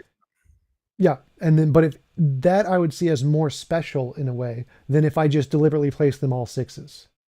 Yeah, yeah, I understand that, but then like seen as more special, like for example, let's say you had like for example, like random chance has produced like the sixes and like, but then that's not what we're saying. That the difference isn't a change of intention within you, because the intentional state would have always, like let's say the intentional state was, because the difference there's an actual difference in action and behavior when you change the dice, right? Well, no, the dice are the But like, same either way. The dice are going to be physically identical yeah, in the both dice are the cases. same, but you aren't the same. Well, in the analogy, I'm the dice. I am the 6s. The Right. identity of the individual is the 6s. Okay. I thought you were the one rolling. Okay. So yeah, Uh, I'm like the one who deliberately places the dice as a 6s would be like a demon designing you, and the random dice just rolling and all landing 6s would be like you coming about by random but it's just a processes. feeling then, yeah. Like, it's just like it's like there is no difference. It's just a feeling. Like you feel like it's more special. It's like it's exactly the same. I can probably, given enough time, think of how to articulate that in physical terms, but there is clearly, it seems like there's a difference between those two. It's a greater sense of chance in the sense but then what you're doing is you place an arbitrary value on rarity. Yeah, essentially, it's not determined. It's a random process. It's random rather than determined in that case. Indetermined, which means that it's also not free, which is Yeah, yeah. uh So in like I said, free will is impossible because either everything is but it is, determined wait a or it's minute, it's random not chance. determined. No, wait a minute. You said it was No, determined. no, no. So Like again, in nature. by So determinism, my position is either everything is determined or it's random chance. Those are the two possibilities. Free will is like a third determinism. possibility. So determined or Yeah, random right. chance, I'm fine with both of those. Okay, and what you'd say is that indeterminism holds more value, but that's arbitrarily. Possibly. So I just made this analogy up 5 seconds ago, so I'm still thinking about it. Right. But yes, That's fine. That's that fine. would be more, that would like lean in the correct direction. Is like the indeterminacy of the dice would be have a greater value to it in some sense than the determination of it being placed there by the person.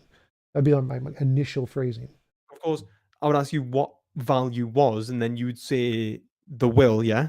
So yeah, something like that. But then the And will was created by either process. And so what you'd say is that what you're actually like, and this is what I think. I think you're saying that your will would prefer to be randomly constructed rather than determined by like it would rather be indeterminately constructed rather than determinately constructed. But either way, it's not free. But you cannot help but prefer the well, no, the idea. preference is this is purely just definitionally. I'm saying that if involuntary imposition of will like is the definition of morality essentially, and someone else's will constructs your will, then your will is more just a reference of their will, not you, because they are expressing their will in the way they're creating you, whereas nature isn't expressing its will in the way it's creating you. So just by my definition of moral and immoral, if you're constructed by another will, then you're just that will expressing its will or accomplishing its will. You're not nature. You're not like in the other Well, I case. mean, well, what we're saying is there would still be a metaphysical variation, wouldn't there? Because there's your will and their will. You're a will constructed by their will. Right, but again, the difference there is you are a result of their will. You It are doesn't matter because you're still based your on my will. definition of morality, it does matter. It's very And important. but how? Because it's still your will in the exact same way as it would be your will if it was nature. What the criterion of what makes it you is remains constant. If you are a result of someone else's will, then that's essentially like you being their property. You're not you, you're them.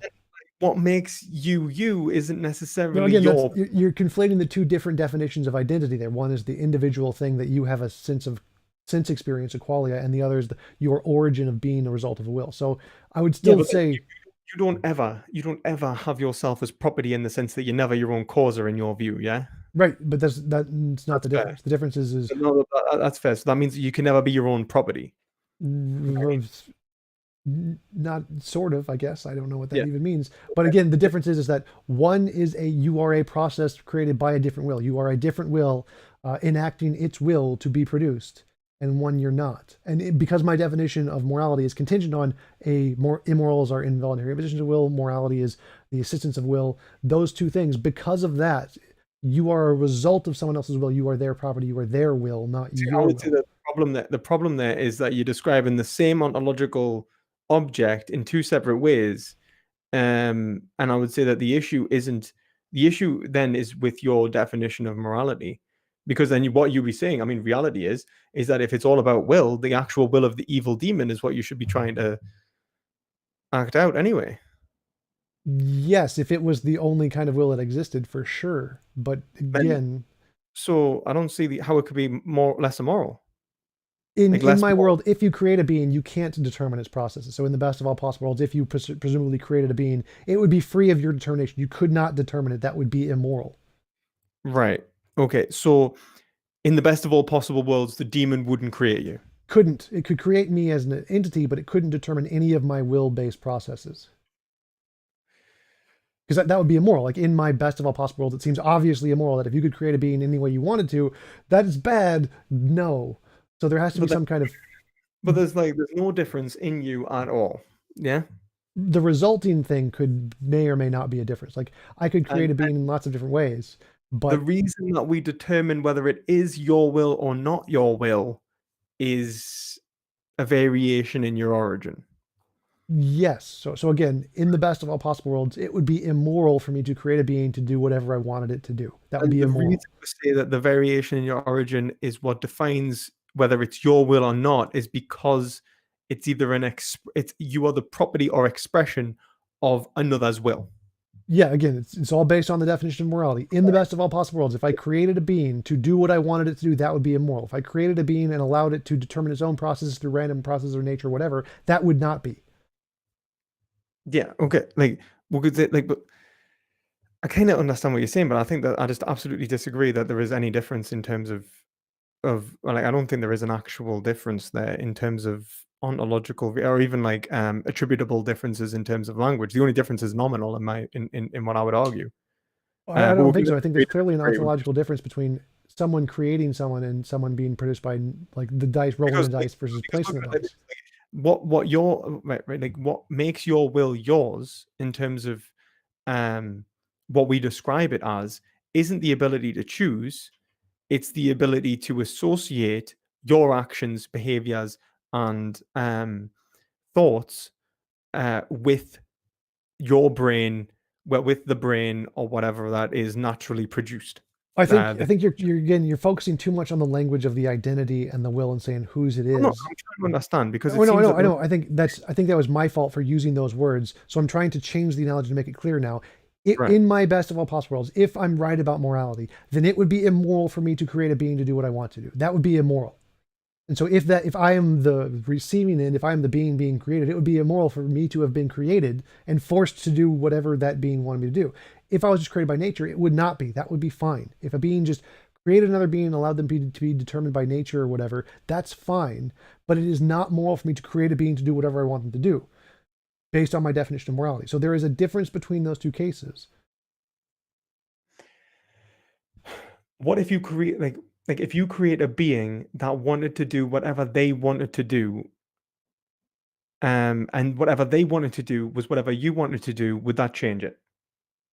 No. So if you wanted, So yeah, if like I could if design you being X to created like apples, and or I could just allow being X to be created and they just happen to like apples. What they happen to like is irrelevant. Nothing about their will makes a difference. The only thing that matters is did I force them to do it or did it was it nature? okay, but then this is the whole point. Like you didn't like there is like the force is through determinism is just dominoes falling causally through the universe. Yeah, so like if you get run over So by a car or die from like if you hunger, create a being that is just the same force running through, like all we are is that same force. Like it's just that we are describing it in different terms. again, that doesn't make any difference. The fact that everything can be causally linked in some So way to ultimate causal reality makes no difference. It's just how we categorize things. like what I don't understand is that um is how this would affect like a moral conclusion in terms of, for example, the being that like their will would still be their will, and the imposition of their will would not be occurring because there would be no one to oppose it because it is your will and their will have aligned, so there's no imposition. So where's the immorality? Because by that definition, it's just my will. There is no their will in that definition of identity. But that's why, again, that's why I'm trying But to, this is the thing. What's making it yours? because it's an extension of my will. I desired to make it that way. So you've created something which has its own conscious awareness, Yep. right? It's But all of its determined by your will, actions. so it has a conscious awareness, which is its own. I don't have its conscious awareness. It has You its don't have conscious its conscious awareness. awareness. But I have its will. I determined its will. You've constructed it to have a will that is an aspect of your will. A part of your will was to construct this will. You've constructed that. Yeah. How is it your will?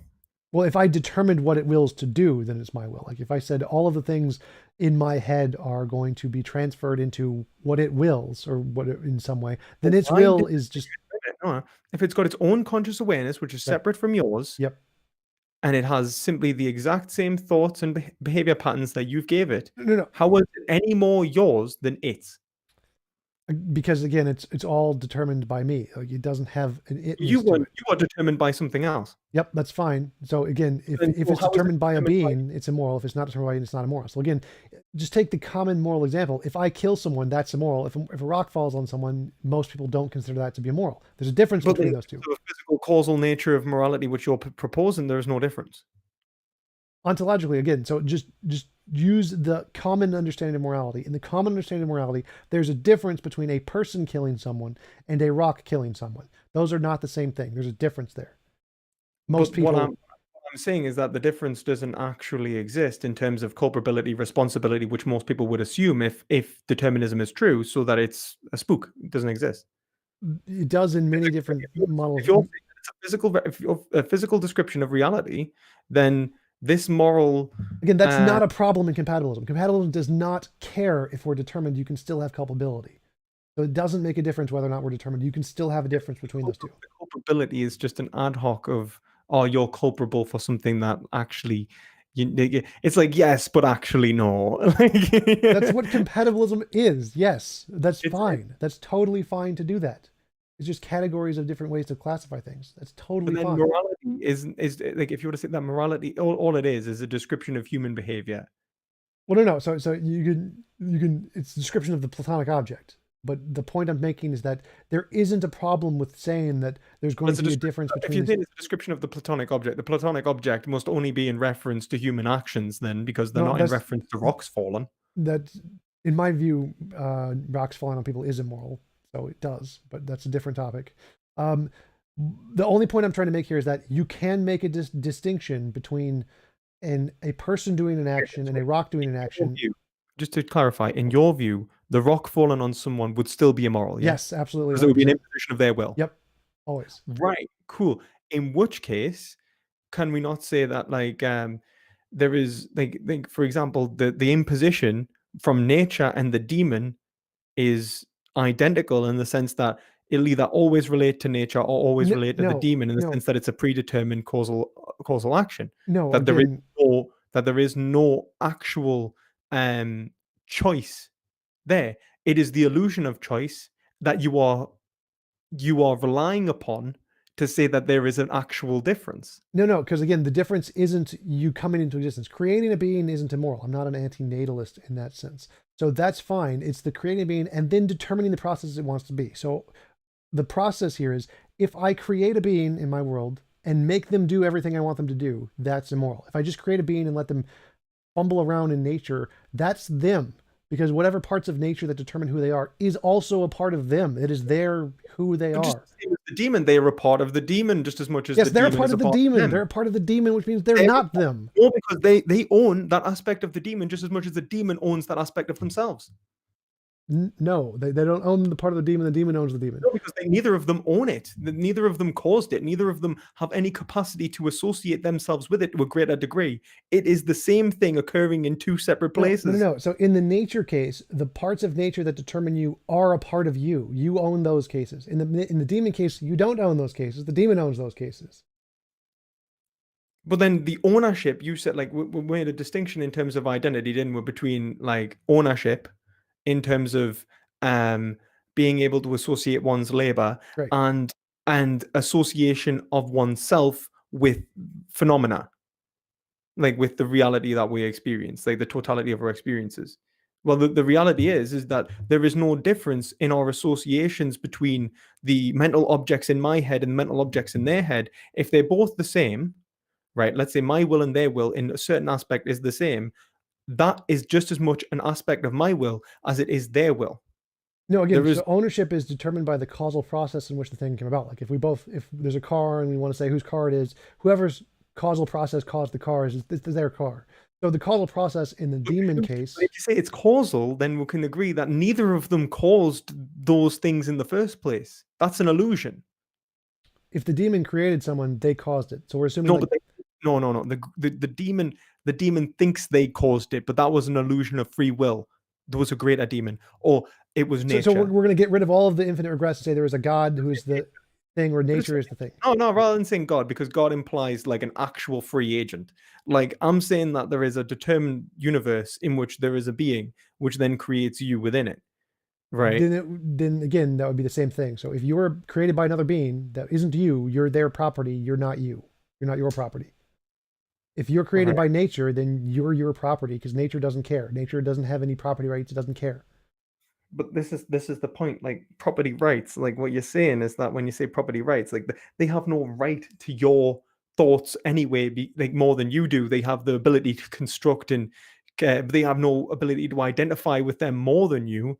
You identify with them exactly the same. Again, you're conflating the identity thing. Again, you keep conflating the two different kinds of identity. Your thought of, like, if you could say that I am your thought of me, and then they go, no, you're not, and then they could change it, but then you would change with them, and you go, well, I'm still that same. You could say I'm still that same thought. You're conflating the direct sense is that you would experience. always be that aspect of them, and they would always be that aspect of you.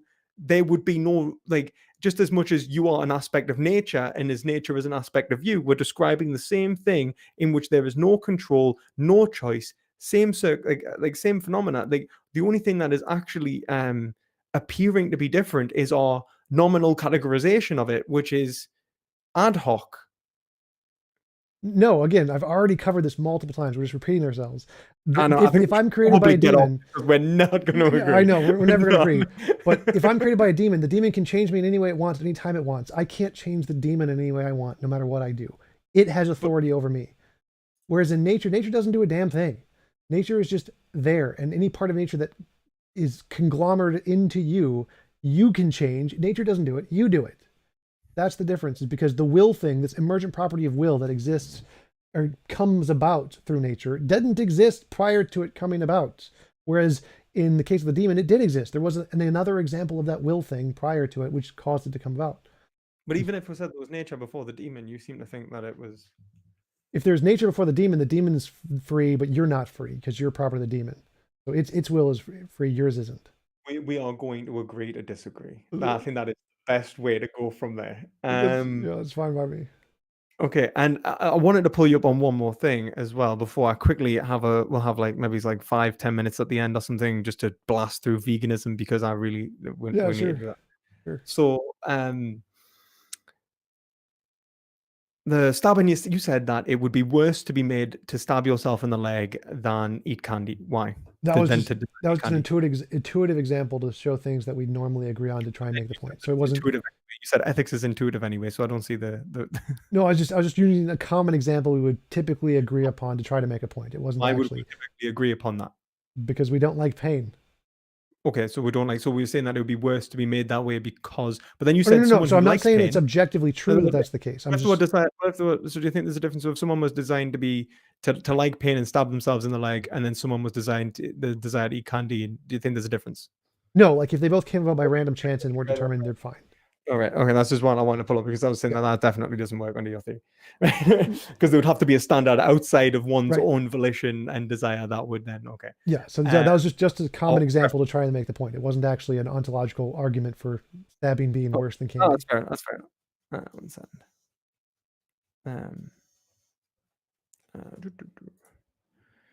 Um, right. Um, right. I'm gonna have to go in a second because I'm just getting a call. But 1 second.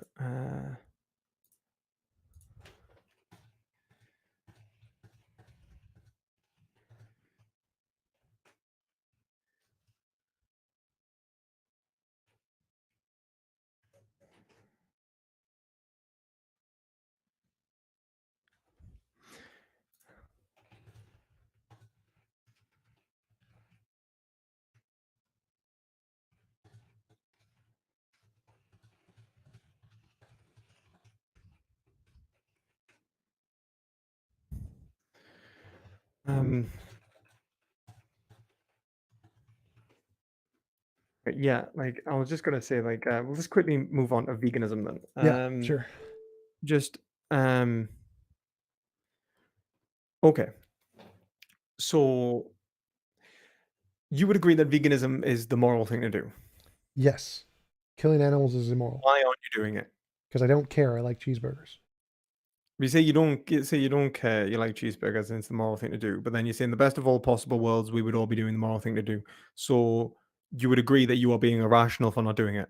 Yeah, immoral. Yeah, I wouldn't say irrational because I have a rational desire for the taste of food, and I don't think and that is more important to me than the rational desire to be moral. Therefore, But I'm in the best of all possible worlds, then would you say that we would be vegan, or would you? I guess in the best of all possible worlds, you say there wouldn't be a contradiction. Would be eat animal products and not? yeah. Uh, You could just have steaks fall from the sky. okay. But which world would be better? The world in which there was the least imposition of will, or like more or less imposition of will. What? Least imposition of will is always better. Like so, for example, the best of all possible worlds is the least imposition of will. But world A is our world, which people impose their will upon animals. Yeah, In world B is the world in which they don't impose their will upon animals. yeah. B is Um, more moral. B is better. Yeah, Yeah, B is more moral. And so you should want to be in B. should want to be in B. Like what we Or want would is you, irrelevant are to you my saying morality. So it's like I so don't like need to want the moral things. I could be an immoral person and want immoral things. I could be Hitler and want to kill lots of people, and that would be contrary to what the best of all possible worlds would be. What I want, I the don't best of all think possible that worlds isn't about what wants. I really wouldn't describe what you're describing as morality. Like I would not in terms of like I would say like moralis, like if we look at like what morality is and has been described out through history, like I mean moralis is it's come to be known as a noun in certain circles, like would describe my values, blah blah blah. But in reality moralis is moralis is a derivative from ethikos, the Greek, like moralis Latin, ethikos the Greek, and that means like pertaining to behavior, in which they say it's the standards in which we use to determine our actions. um and what you're describing seems not to be about morality. What you're trying to describe is the good. You're trying to describe the platonic good, not morality. Right, but then if we use the good as the grounds to determine what our actions should be, it could be the same thing. But then, in which case, if we were to say that, then in which case you should want, if you're saying it's the grounds, Yeah, yeah. then you So should, if then I I'll be, was if I was a moral person and I wanted to be moral, then I would use this as a basis to determine that I should want to be in a world where there was no meat. But I but like, don't care so, about morality. I care so about you were saying meat. like, so if you were to say that, like, so you should want to be you should want to be Yes. vegan, Yes, you should want to be vegan. right? I just don't care. I just like cheeseburgers. Why don't you care? Probably because like motions and pleasure mean more to me than morality. Even at the expense of others. Yes. So if you were given the option to hurt someone and it would bring you pleasure, you would do it. Um, Probably. Okay. So Like if I was given the option between my life benefit or someone else's life benefit, I would choose mine. I would say that what if if it was your life benefit and the benefit of, let's say, 5 starving children in terms of, let's say, £5 and then 5 starving children? You wouldn't have any guilt afterwards either. I'm not, what do you mean? Like if I was saying feed me or feed the starving children, I chose to feed me. Yeah, I'd feed me every time. Like my life I value more than all of the No, no, starving no, no. children. Like more. I mean, like not. I mean, like for example, you could donate 1 meal a week to starving children.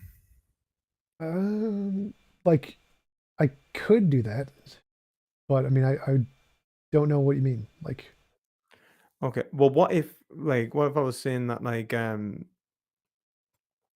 let's try and say this another way. Like, what if I was to say that instead of, I'm gonna have to go in 5 minutes if that's okay. yeah, no problem. What if I was to say that I think that the because of the way your descriptive aesthetics works, if I start talking prescriptively, it's just going to kind of just get Well, muddled up, and I can just adopt you're gonna. your viewpoint So the and best way to do it would be just to directly influence your emotions, right? Like that would be the um because like in terms of well I can like adopt a prescriptivist. I mean I would argue that this is, I mean, I just want to be clear. I think you're absolutely wrong about morality, and I know you feel exactly the same about me. Um, but for the sake of this, I'm just going to do this just because I think the animals deserve it. So, um, why do you think that you would live a worse life if you are vegan? I don't. I might live a better life if I was vegan. So wait a minute, wait a minute. So you think you could live a better life? I mean, like right now, you're saying that you don't want or you don't care, right? But I'm saying Yeah, but you care about yourself. yeah. Obviously, that's why. Like you don't care. You care more about something else. You kind of care. You just care more about yourself. Well, I care I was more to say about that the realistically, you could be living a much greater life in terms of health, yep, environmental yep. impact, in terms of overall um, your ability to, not have to worry about harming something, maybe Yep. potentially prevent the, guilt forming in your consciousness, whatever, and achieve the same pleasure. Why would you not do that? I just say inductively, I just see the eating of meat as a reliable means to achieve pleasure. I do not see veganism as a reliable means to achieve pleasure, so I choose the eating of meat. Have you tried going vegan? Yes, Impossible Burgers are terrible. They're disgusting. You don't have to like all vegan food. Like, right, look, right. I didn't like. Do you like all omnivorous food? No, Like all meat, dairy, and eggs, and all them animal products. You like all of them, and every combination. no, in every combination. No, pineapple does No. not go on pizza. Right. Okay. So like there's things that you like in certain ways, and like that's the whole point of cooking, isn't it? Yeah, Right. yeah, So what I'm saying is that like all you need to do is learn how to replace those pleasures in your life, and you would be living a more moral life. definitely. Would would you not desire to just try and change those pleasures in your life to represent the same satisfaction so that you could live the more moral life, so that your actions are more consistent with your description of how you should be acting? No, I'm way too lazy for that. I want cheeseburgers. Like you're absolutely right. I could potentially do the research and the effort to find vegan alternatives that tasted just as good as meat alternatives, but I'm too lazy for that. I like cheeseburgers. I know cheeseburgers taste good. I'm good with that. Right. But why do you not want to do the research anyway? I'm lazy Because you could find a pleasure that was better. because I'm lazy. I don't want to do the research. That's Okay, you're research lazy, is but anti-pleasure. you're lazy, which is like, right, like you don't want to do it because It's yeah, yeah. it would bring Research some is form of pain. dissatisfaction. Research is suffering. But okay, yeah, but let's say you did it, it's possible that it could be worth it in the sense that you could gain greater pleasure overall. Even if you didn't go vegan, you might simply discover new meals that you would enjoy. But like, there's a good chance you could go vegan if you were to replace them, like, hypothetically. So, would you? Would it not be worthwhile in the end? It could be, but it could not be. So the way I see it intuitively is that right now I'm at a watering hole in a desert, and there could be another bigger Oh, watering hole over there, but I'm not going to travel to do it because I'm happy with this watering hole. heart attacks. like Heart attacks? things like animal products, like, we're talking about like vascular disorders, things like, dementia, like they're pretty fucking horrible. Um, I think we can agree that you would probably want to avoid those like negatives. Typically, I guess, yeah. Yeah. So you could avoid them, and like all it would do is take a little bit of action now. Does the value of now and later, is the value of now always greater than the value of later? Yep, there was 0% chance of me actually trying to be a vegan unless super hot girls asked me to.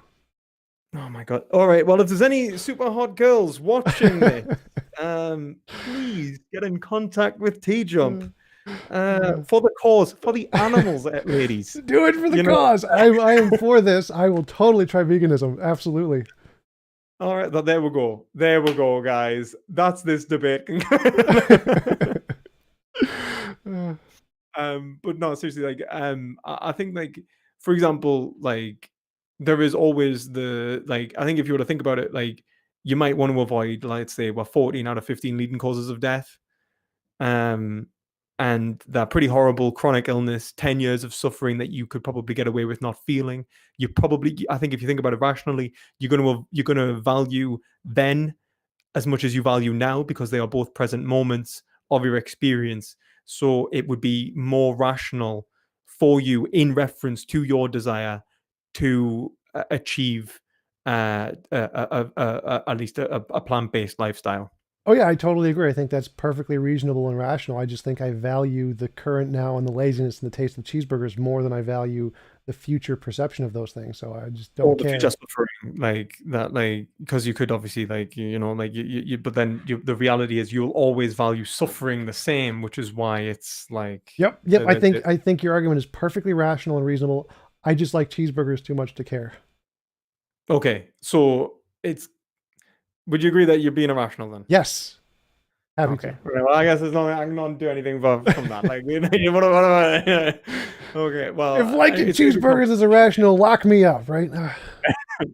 well, hopefully, when it is the law that everyone will be vegan, It will be. I think that in the future that's going to happen. Absolutely. I think so too. I think so too. But anyway, mate, I'm gonna have to shoot off. Yeah, But it's been really fun. Thank you for having us on. definitely. Do you mind if I upload this to my channel as well? Oh, of course, do it. More exposure is better. Upload it everywhere. Oh, that's great. That's great. Yeah. Well, I hope you have a nice night, and thank you all, everyone who's watched this discussion.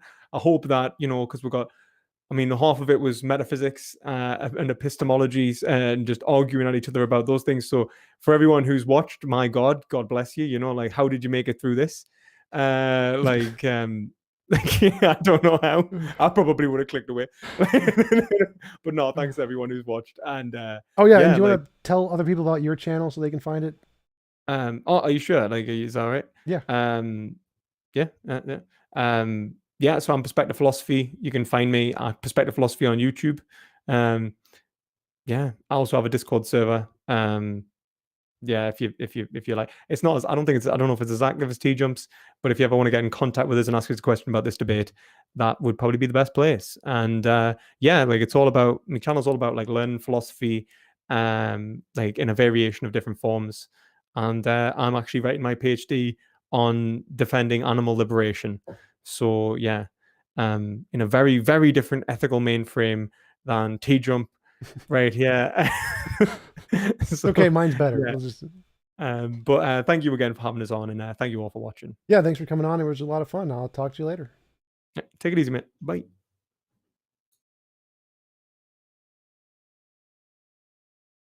This episode of the TJump podcast is brought to you by you. If you value this content, please consider supporting the channel.